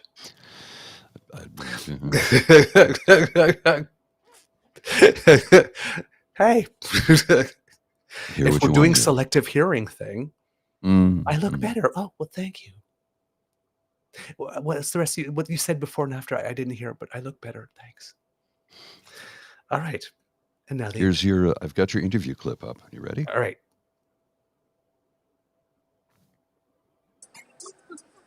Hello, kids and cats. We're at the Salon des Artisans here in Ottawa, and I have with me an old friend, somebody I've been seeing in almost 35 years, so this is a bit of a reunion, who has been doing some absolutely wonderful things since we've last seen each other. He's a designer. He is the owner of Sol Designs here, also an artist, and you're also very environmentally conscious. Somewhat, yeah, as much as I can. Right, absolutely. So, and that's actually one of the highlights, actually, of your designs is that the materials that you use. I was wondering if you could tell the kids about it. Sure, absolutely. I design handbags and accessories. I try to be as environmentally friendly as I can, of course, without sacrificing the quality or design of my work. So I have two handbag lines. One is made up of upcycled vinyl flooring. So I'm using roll-ends, contractor cutouts, and samples from architects and designers, which create the shell of the handbags, and the sides are in wood. And my second line is called the Traction Collection. It's made from recycled rubber from tires. So again, upcycling these materials, but with class. And I also have an accessory line, and these are made up of using eco-felt. It's corn and wood-based felt, so it's made from sustainable resources. Excellent. So this would be one from your Traction line, right? Correct. Yeah. So this is made up of the recycled rubber. So again, you can see the wood sides on these guys, and just great hardware on these. This is the Joyride handbag from the Traction collection, right? So it's a 2-in-1. It's a clutch and also a full-length shoulder bag as well. That's very good. And then you also have, for example, I'll show you a piece here. This is the vinyl flooring collection. So again, with a wooden side. This is a phone crossbody. So again, good clasp on these guys. This is just for a phone, a couple of cards. maybe a lip seal, and away you go, right? So again, it's fun pieces. I mean, life is too short. You gotta have fun. Absolutely. And with you, I see that you're also wearing one of the pieces. I That's am. very So cool. so this is the water bottle carrier. So this one wears as a crossbody. This is upcycled seat belt webbing, and this is the eco felt, corn and wood-based felt. Okay. And I also create employment for adults living with intellectual disabilities. There's an association in my neighboring town with whom I work, and they help me do the oiling of the wood parts on these guys. And they also, some of them are gifted at sewing. They make up these beautiful little dust covers for all the handbags. And for example, on this piece, they did the weaving of the seatbelt webbing in it. Okay. So my work has that eco-friendly component, but also a more socially responsible aspect as well. All the more reason to come by. Yeah, baby. So now you're on a tour. I am. How many weeks have you been on Oh tour? my God, it's been 5 weeks now. So I did 2 Winnipeg shows prior to that, and then I did a 5-day show in Vancouver, 5-day show in Calgary, 11-day show in Toronto, and my last 5-day show here in Ottawa. Go, go, go! 'Tis the season, right? And do you have more shows after Ottawa? After I have just a 2-day trunk show in Winnipeg, and then I'll be done. Yeah. What are the dates for those for people who are watching? In Winnipeg? Yes. So the Thursday, Friday before Christmas, that's the 21st, 22nd at the Forks Trading Company, upstairs at the Forks downtown Winnipeg. Right. Now, what's it like to be away for that long? Because 5 weeks is long. I'm a nomad. I'm a single guy. I have purposely no cats, no dogs, no fish. So I got my toothbrush in my backpack. So go with the flow. I'm a nomad. I love it. I love the lifestyle. Yeah. In the summer, I also pack my van with my work, and I do a 2-month road trip in southern Ontario, hitting outdoor markets. So again, a blend of Airbnbs, camping, and outdoor art in the park kind of shows as well. So, yeah. Now, if any kids and cubs would like to order this and can't get to one of your shows, are they able to find you online? Yeah, they can find me online. Sol Designs with an S .studio, and you'll be able to connect with me either via Facebook, Instagram as well. So yeah, All right, kids and cubs, that's soldesigns.studio. .studio. Exactly. All right, excited. Thank you so very much. Thank you so much, Doug. It's wonderful to see Yeah. you again. Oh yeah. Oh my God. All right, hope that you have a good show. Thank you so much. Right on. Bye. Bye. I love that guy. Seems like a good fella. Oh, he's a total sweetheart. And I've got a couple of pictures because eventually I'll learn how to edit, because then I was thinking, I would, as he was talking with the overlay, show some pictures and all that kind of stuff. And I'm not there yet technologically, but hopefully I'll be able to do more of these types of things in the future and have better sound and better quality and that kind of stuff. Well, I'll download this and I'll clean up the audio for you and send it back to you. Yeah, there was music playing on the speakers behind at the trade center, which got It picked up a bit. We'll as we build this show out, we'll start to do more and more things of this nature. We're going to need some additional equipment. We need to pick up some wireless Go microphones from Rode. They just small little mics. They clip. They work incredibly well, but they're not cheap. They're about $400 a pop. So I'm not in a rush to purchase them, because we currently don't have enough of this type of on-site interview stuff lined up for that purpose. But at some point in time, once we can generate enough revenue, I'll purchase them so that we can do more remote stuff like this. Oh, Kit Cassie goes, I've seen him at the Forks. Oh, nice. So, yes, there you go. Really, really good. He's a good egg. Kit Hugh goes, I want to work with him. Socially responsible Canadian made small business sold, says Kit Lindam. So, yes, soldesigns.studio, I believe he said it was. And Mr. Grizzly, if you would, I have a couple of more close-up pictures for you. So these are his, water bottles, carriers. And you see he has all beautiful colors, whole range of them, and this is an eco felt, so it's not actual felt. It's I wish I could remember the materials off the top of my head. And then he has them as coasters. So, and he has them again also in beautiful colors. These are some of the handbags. These are the ones that were made with all the upcycled rubber. Mhm. And he has various sizes clutches, and he sells them, I believe, with a metal strap and also a material strap, so that you can have different looks with it. And over here, we have this when he talks about the upcycled clutches. These are all remnants of flooring Okay. that construction sites use. So when they have the little bits that are left that they can't use, so he works with them and sources them, and then turns these into beautiful clutches. He has a whole collection, I think that's called the time of day collection. So there's one for 3:30 in the afternoon, and there's one for Okay. 7:36 when you arrive fashionably late. He has some really clever things, such as this, which is completely flat, but they have snaps, and when you snap them together, they make bowls Okay. Yeah. for your change and keys. One for he also says there's one for all your diamonds that you'll be getting. The smaller one. These are more of these clutches. All these materials. So all of this is flooring, and then the edge is what he was said. The wood, Mhm. which he has. People from the developmentally disabled community help him with in terms of oiling, and each of these come with a pouch that you could put them in, so that you when you're not using them. And that's the one where he talks about the bags with all the stitching.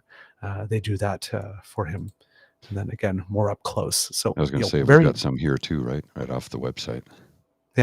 very quality work. It's like the vinyl flooring. I like the wood pattern. I mean, is this a purchase for myself? No, but my lady might like one. Yeah. So please, kids and cubs, if you're looking for some last minute stuff, or if there are people that you're seeing after the holidays, right? And you can afford to wait a couple of days for their gift to arrive. Please, if you have an ability to help Solid Designs, good fashion designer who's doing good stuff, that would be very good. We would very, very, very much appreciate it. Yeah, I got Kid Cassie there. Promote Manitoba small business. Awesome. Except he just happened to be in town, and I decided, you know what? I'm going to take a bus trip going down there, and it happened to coincide with the iPolitics event, so I was able to do two birds with one stone. So when we expensed this, I was particularly productive on that day. Cool. Yeah. All right. I think we might be getting to the end of the show. Yes. What do you think, Mr. Actually, Grizzly, or do you have something? we're gonna have to.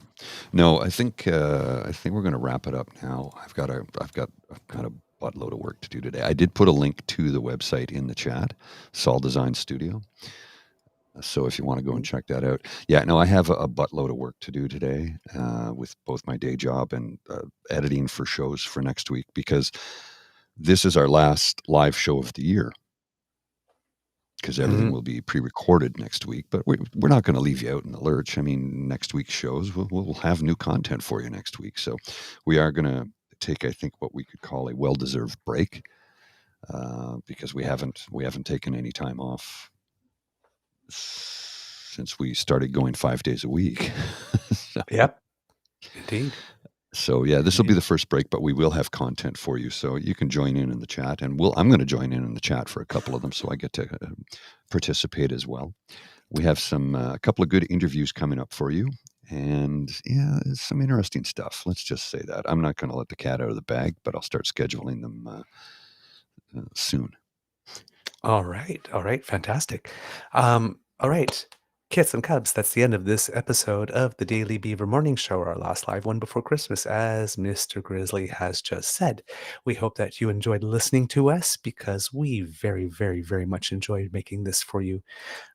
Even when we have, some unfortunate or not cool news, as is the case with what the Sun has been doing with its editorial content lately, we still love making the show for you. Please let your peeps and poops know all about us, because sharing is caring and word of mouth is priceless. Right now I got something in my throat, so Mr. Grizzly, if you take over for a second while I have a sip of water. Yeah, get that water into your system. Don't choke. It's not choking. It's not. I need another cup of chai. Oh, by the way, so there's a very large coffee chain in this company, the largest country. Oops, was that Freudian slip? Canada's a company, not a country. Oops. The largest coffee chain in the country. I'm not going to show their name because they're not paying us, but I'm drinking their chai, except they call it chai tea, which means tea. You're drinking TD? Tea. Because chai is tea. TT. TT. Yes. Yeah. Oh. Somebody in their marketing department might want to get that together. We have a comment in the chat here. Kit Steve McLeod just discovered you guys. I've been looking for Canadian Con for a while. Welcome to the Beaver Lodge, good sir. Yeah, welcome to the party, sir. Just in time for Christmas, too. Glad to have you. Pull up a log, make yourself comfortable. So sharing is caring. Please tell your peeps and poops all about us. And you have been doing it. Thank you so much. We've had a banner year. I don't know if you've seen on our Facebook page or on our Twitter feed, because we believe in being transparent with you. I posted a graph of how we did from year 1 to year 2 and year 2 to year 3. And year 1 to year 2, I think we had like something 86% growth, but last between year 2 and year 3, about 240 something percent growth. So it's and that's all of you, because we have our founding sponsors, but we have no paid advertisers yet. Well, we have one starting in March, I think, right? Yes, one started in March, but not yet. So all that data is strictly you.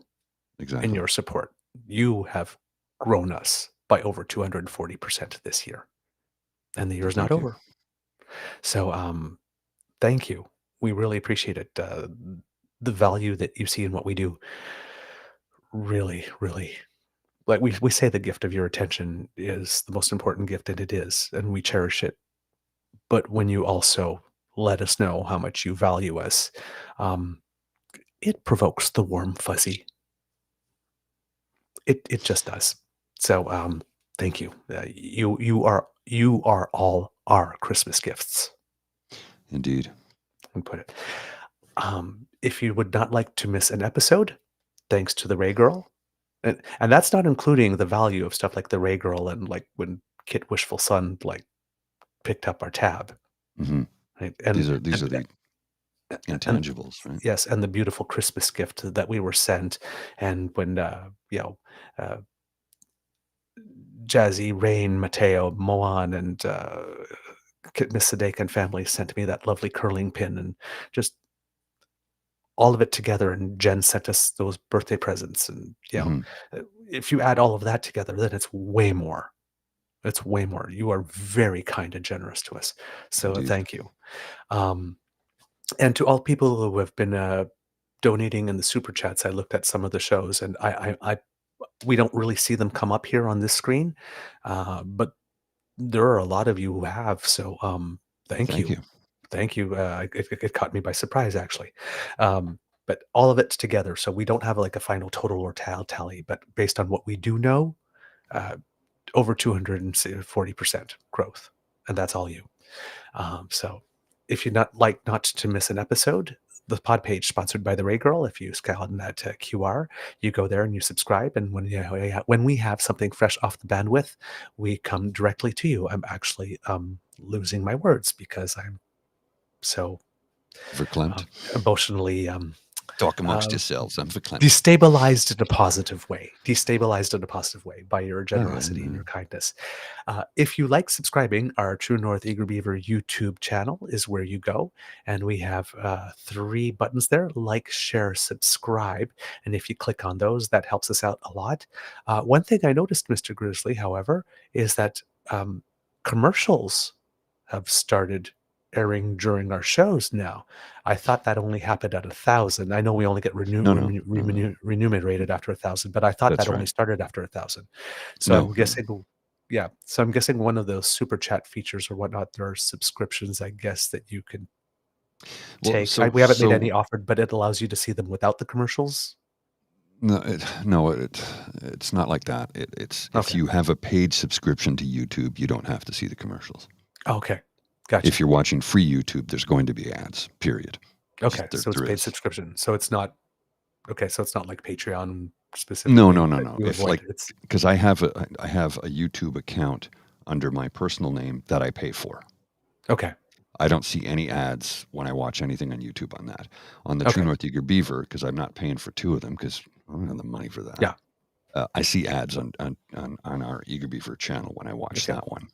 Under Okay, that, well- when I'm logged in under that is what I'm getting at. So, Okay. So at 500, that started. So if you're watching us on YouTube and you're seeing ads now, that's why, because we've hit 500.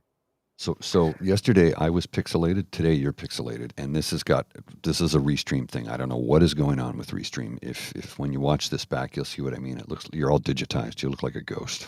Oh no! Oh No, no! here. Oh darn! This And I'm is- having a this good is- hair day too. Well, it's just here. Look, I'll just show you. This is here. You're currently digitized, right? Like this. Like there you go. See, that's what Oh you're my looking like at the word! moment. That's horrible. Yeah, I don't know. It's just a thing. It's back to normal now. It was Okay. doing it yesterday. Yeah, I think John Fraser I was don't know. wrong. I don't look better after the operation. He lied. He lied. I don't know what's causing that. It's been a thing with Restream the last few days. It was happening to me, and now it's happening to you. So I don't know. Douglas looking like the Predator. there I you go. love it. I love There it. you So yes, like, share, subscribe on our YouTube feed, and if you would like, after you've purchased all your Christmas presents, after you've done something nice for yourself, after you've done something good for the world, if you'd like to send a couple of toonies our way, the Squiggly by Mr. Grizzly's Head, that brings you to our coffee page. That's coffee, ko-fi.com/eagerbeaver, lowercase letters, all in one word, just as Kit MK did yesterday with a note. Hello, darlings. It's been a heck of a month. I love seeing your channel grow. The Laura Babcock interview was so good. This content matters. Mental health matters. Love matters. We all matter. Thank you for continuing to fight for love, fairness, and democracy. Much love, Kit MK. Thank you. Means the world to us. That's why we do it. Yes. That's why we do it. We're here to try and make a difference. Yep. Some yep. days we succeed, some days we fall flat on our face, but we're going to continue to move forward and continue to do it for as long as we possibly can. Yep. Yep. Because democracy is something that you do. We said it a little earlier, but write your MPs federally and ask them why it is that our media concentration ownership laws have not changed back, especially since our media is doing stuff like publishing those types of cartoons. Yeah. Ask them what they're going to do about that. When we interviewed Mr. Gerritsen, we were asking a lot about that. That's because this is not in our interest to have our media not telling stories by us about us. So we need to change that. So, and that's not only going to change if there's public demand. So handwritten letters and asking for a meeting with your MP. And while you're at it, also talk about that school food program. Mm-hmm. Yeah. Because that's unconscionable.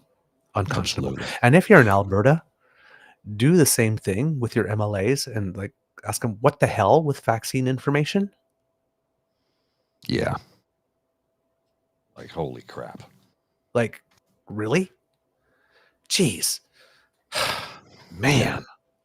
I swear some days. Oh, yeah. Yes. Get your XBB shots, of course.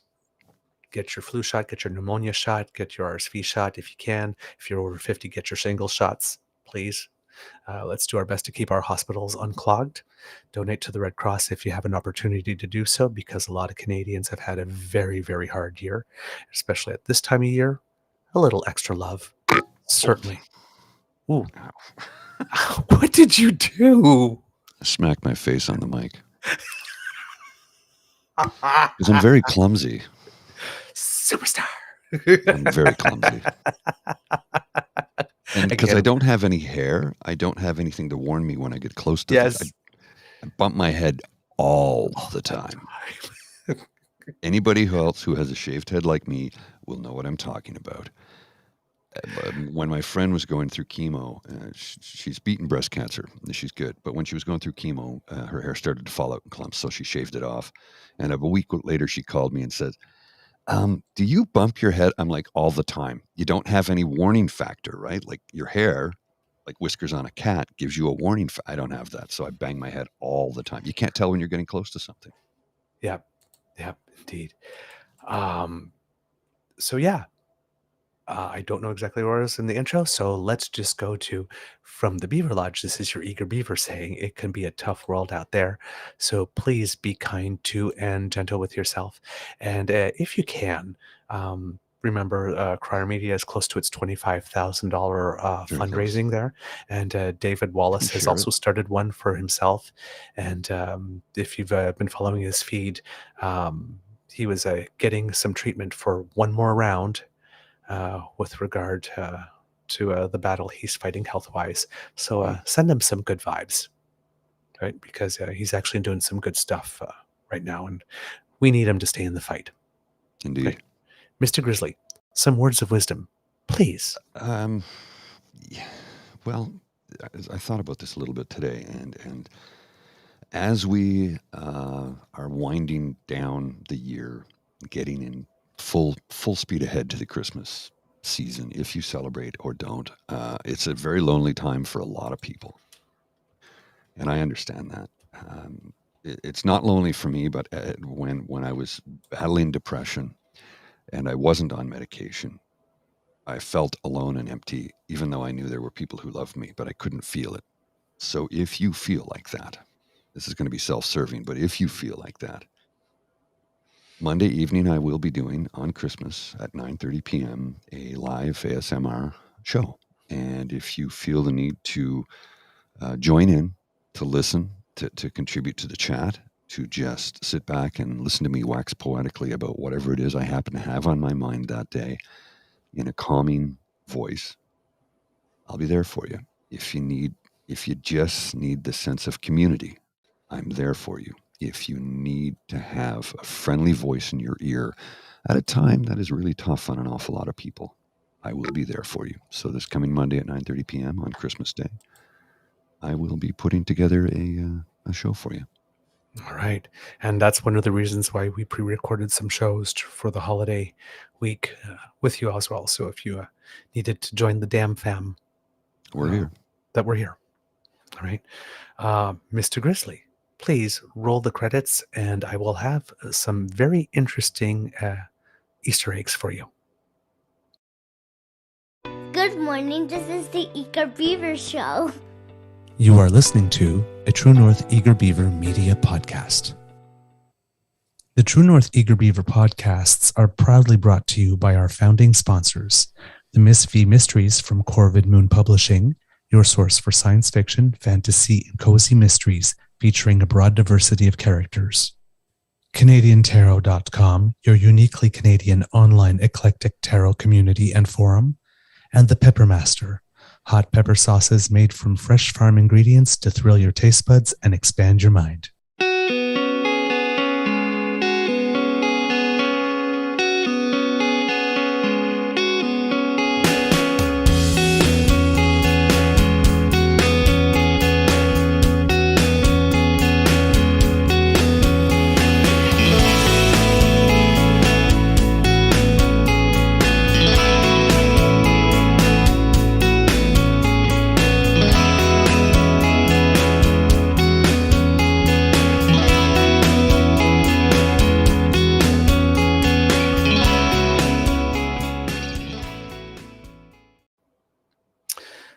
For our Easter egg kits, it's a little hodgepodge of news with regard to the Indigenous community.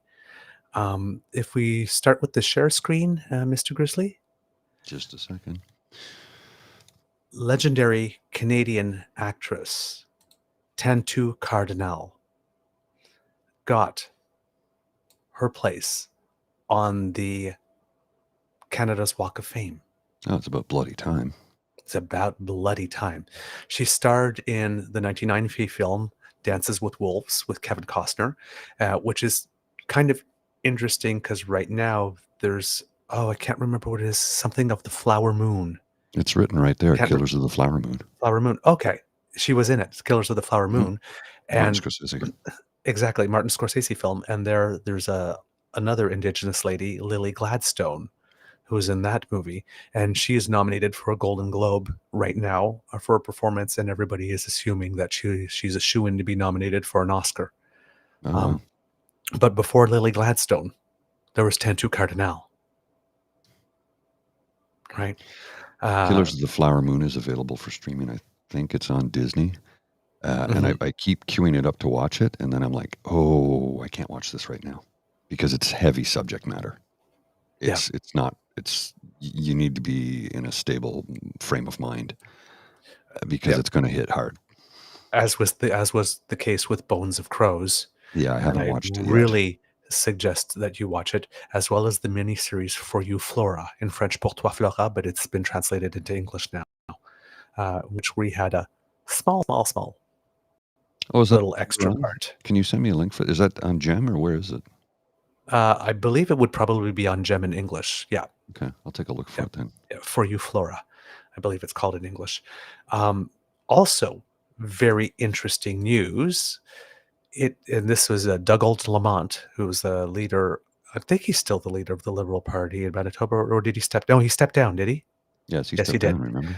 Posted the night of the election, he stepped down. The night of the election, that's true. And then he had that thing with the journalist that he said, what are you planning to do? It's like looking at her like she was weird. I quit. Just announced I stepped down. But he goes, now this is cool. Star Wars, Anangong Migading, A New Hope, an Ojibwe version to become only the second Indigenous version of the franchise starter. Oh, wow. I'm very happy to share news that Lucasfilm will be doing an official translation of Star Wars: A New Hope into Anishinaabemowin. Sure. Forgive me if I mispronounce that, but Ojibwe, and it will happen here in Manitoba. The script will be translated here, and auditions and dialogue recording will take place here in Winnipeg.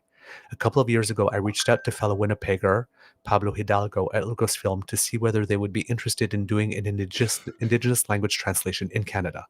Michael Kahn, who oversaw the Navajo translation, answered. I pitched them and reached out to my friend and fellow Star Wars fan, Megan Linklater, who is the Economic Development Officer at Dakota Ojibwe Tribal Council. We then pulled in the University of Manitoba.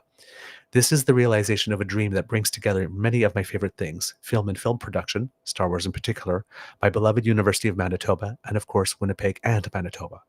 I'm a huge believer in Manitoba's creative community. Growing up, I didn't dream so much of going to a galaxy far, far away as hoping some part of that galaxy could be created here. That it will be as a reconciliation project that will preserve and promote Indigenous languages gives it that much more meaning and depth. Big thanks to Lucasfilm, Pablo Hidalgo, and Michael Kahn, to Megan Linklater at DOTC, to U of M, and all the other partners, including the Honorable Dan Van Dahl, and ultimately to George Lucas. Merry Christmas, and may the Force be with you. That's pretty cool. That is so cool. And speaking of Ojibwe, I would like to bring your attention, Mr. Grizzly, if you would take the link in the private chat, to an account by a man, not Canadian, but I believe he's at a university in Minnesota. His name is Anton Truer, and he has this initiative called Ojibwe Word of the Day. And learning languages is fun and good for the mind, body, and spirit. I love learning, teaching, and sharing about the Ojibwe language. It's amazing that in spite of 500 pretty rough years, we still have Indigenous languages and cultures to share. Our ancestors paid dearly so we could have them today. Every word we learn honors our ancestors and future generations. Miigwech. And he describes himself as a professor of Ojibwe at Bemidji State, an author, a radical equity educator, an Indigenous language warrior. And if you would play it, please, Mr. Grizzly, the Ojibwe word of the day for today, I'm guessing. Uju Wagosh Indigenous Cause. Gijigukwe Indigu. Welcome to Ojibwe word of the day.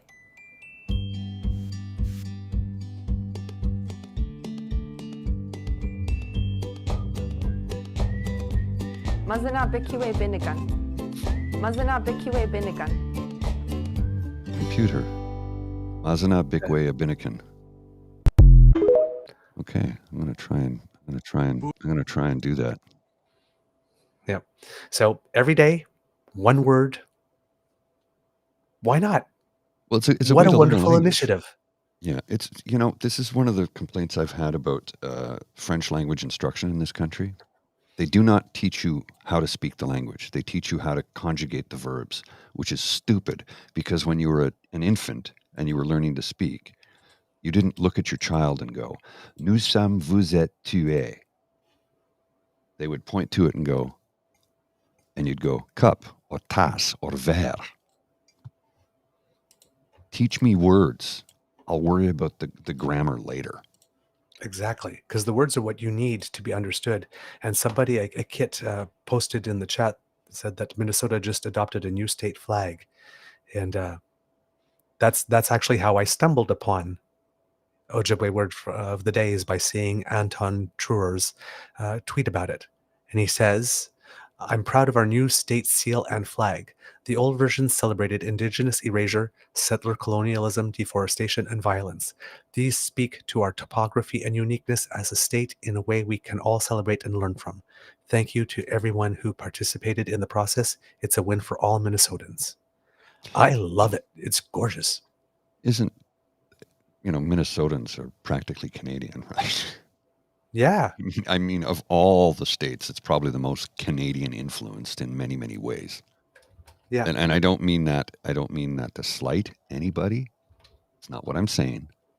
But if you've been to Minnesota, I have not, but I've had friends who've been and they go, "Yeah, I felt like it was in Alberta or Manitoba or Saskatchewan." Yeah. And it seems that also that in the United States, for the Olympics, I believe, because lacrosse will be in the Olympics, Mhm. I believe that the United States will be represented by a team from treaty lands specifically. Joe Very Biden cool. had announced that. I hope that we do the same. There's no reason we couldn't. Come on. Hey, some fun. It's so nice to be able to present Indigenous content. Mhm. It is. That is not the sad story. Yeah. People doing wonderful things, because that's also part of the narrative. Absolutely. Needs to be celebrated more. All right, kids. Have a great Christmas. We'll see you Make next it year. merry. Take care.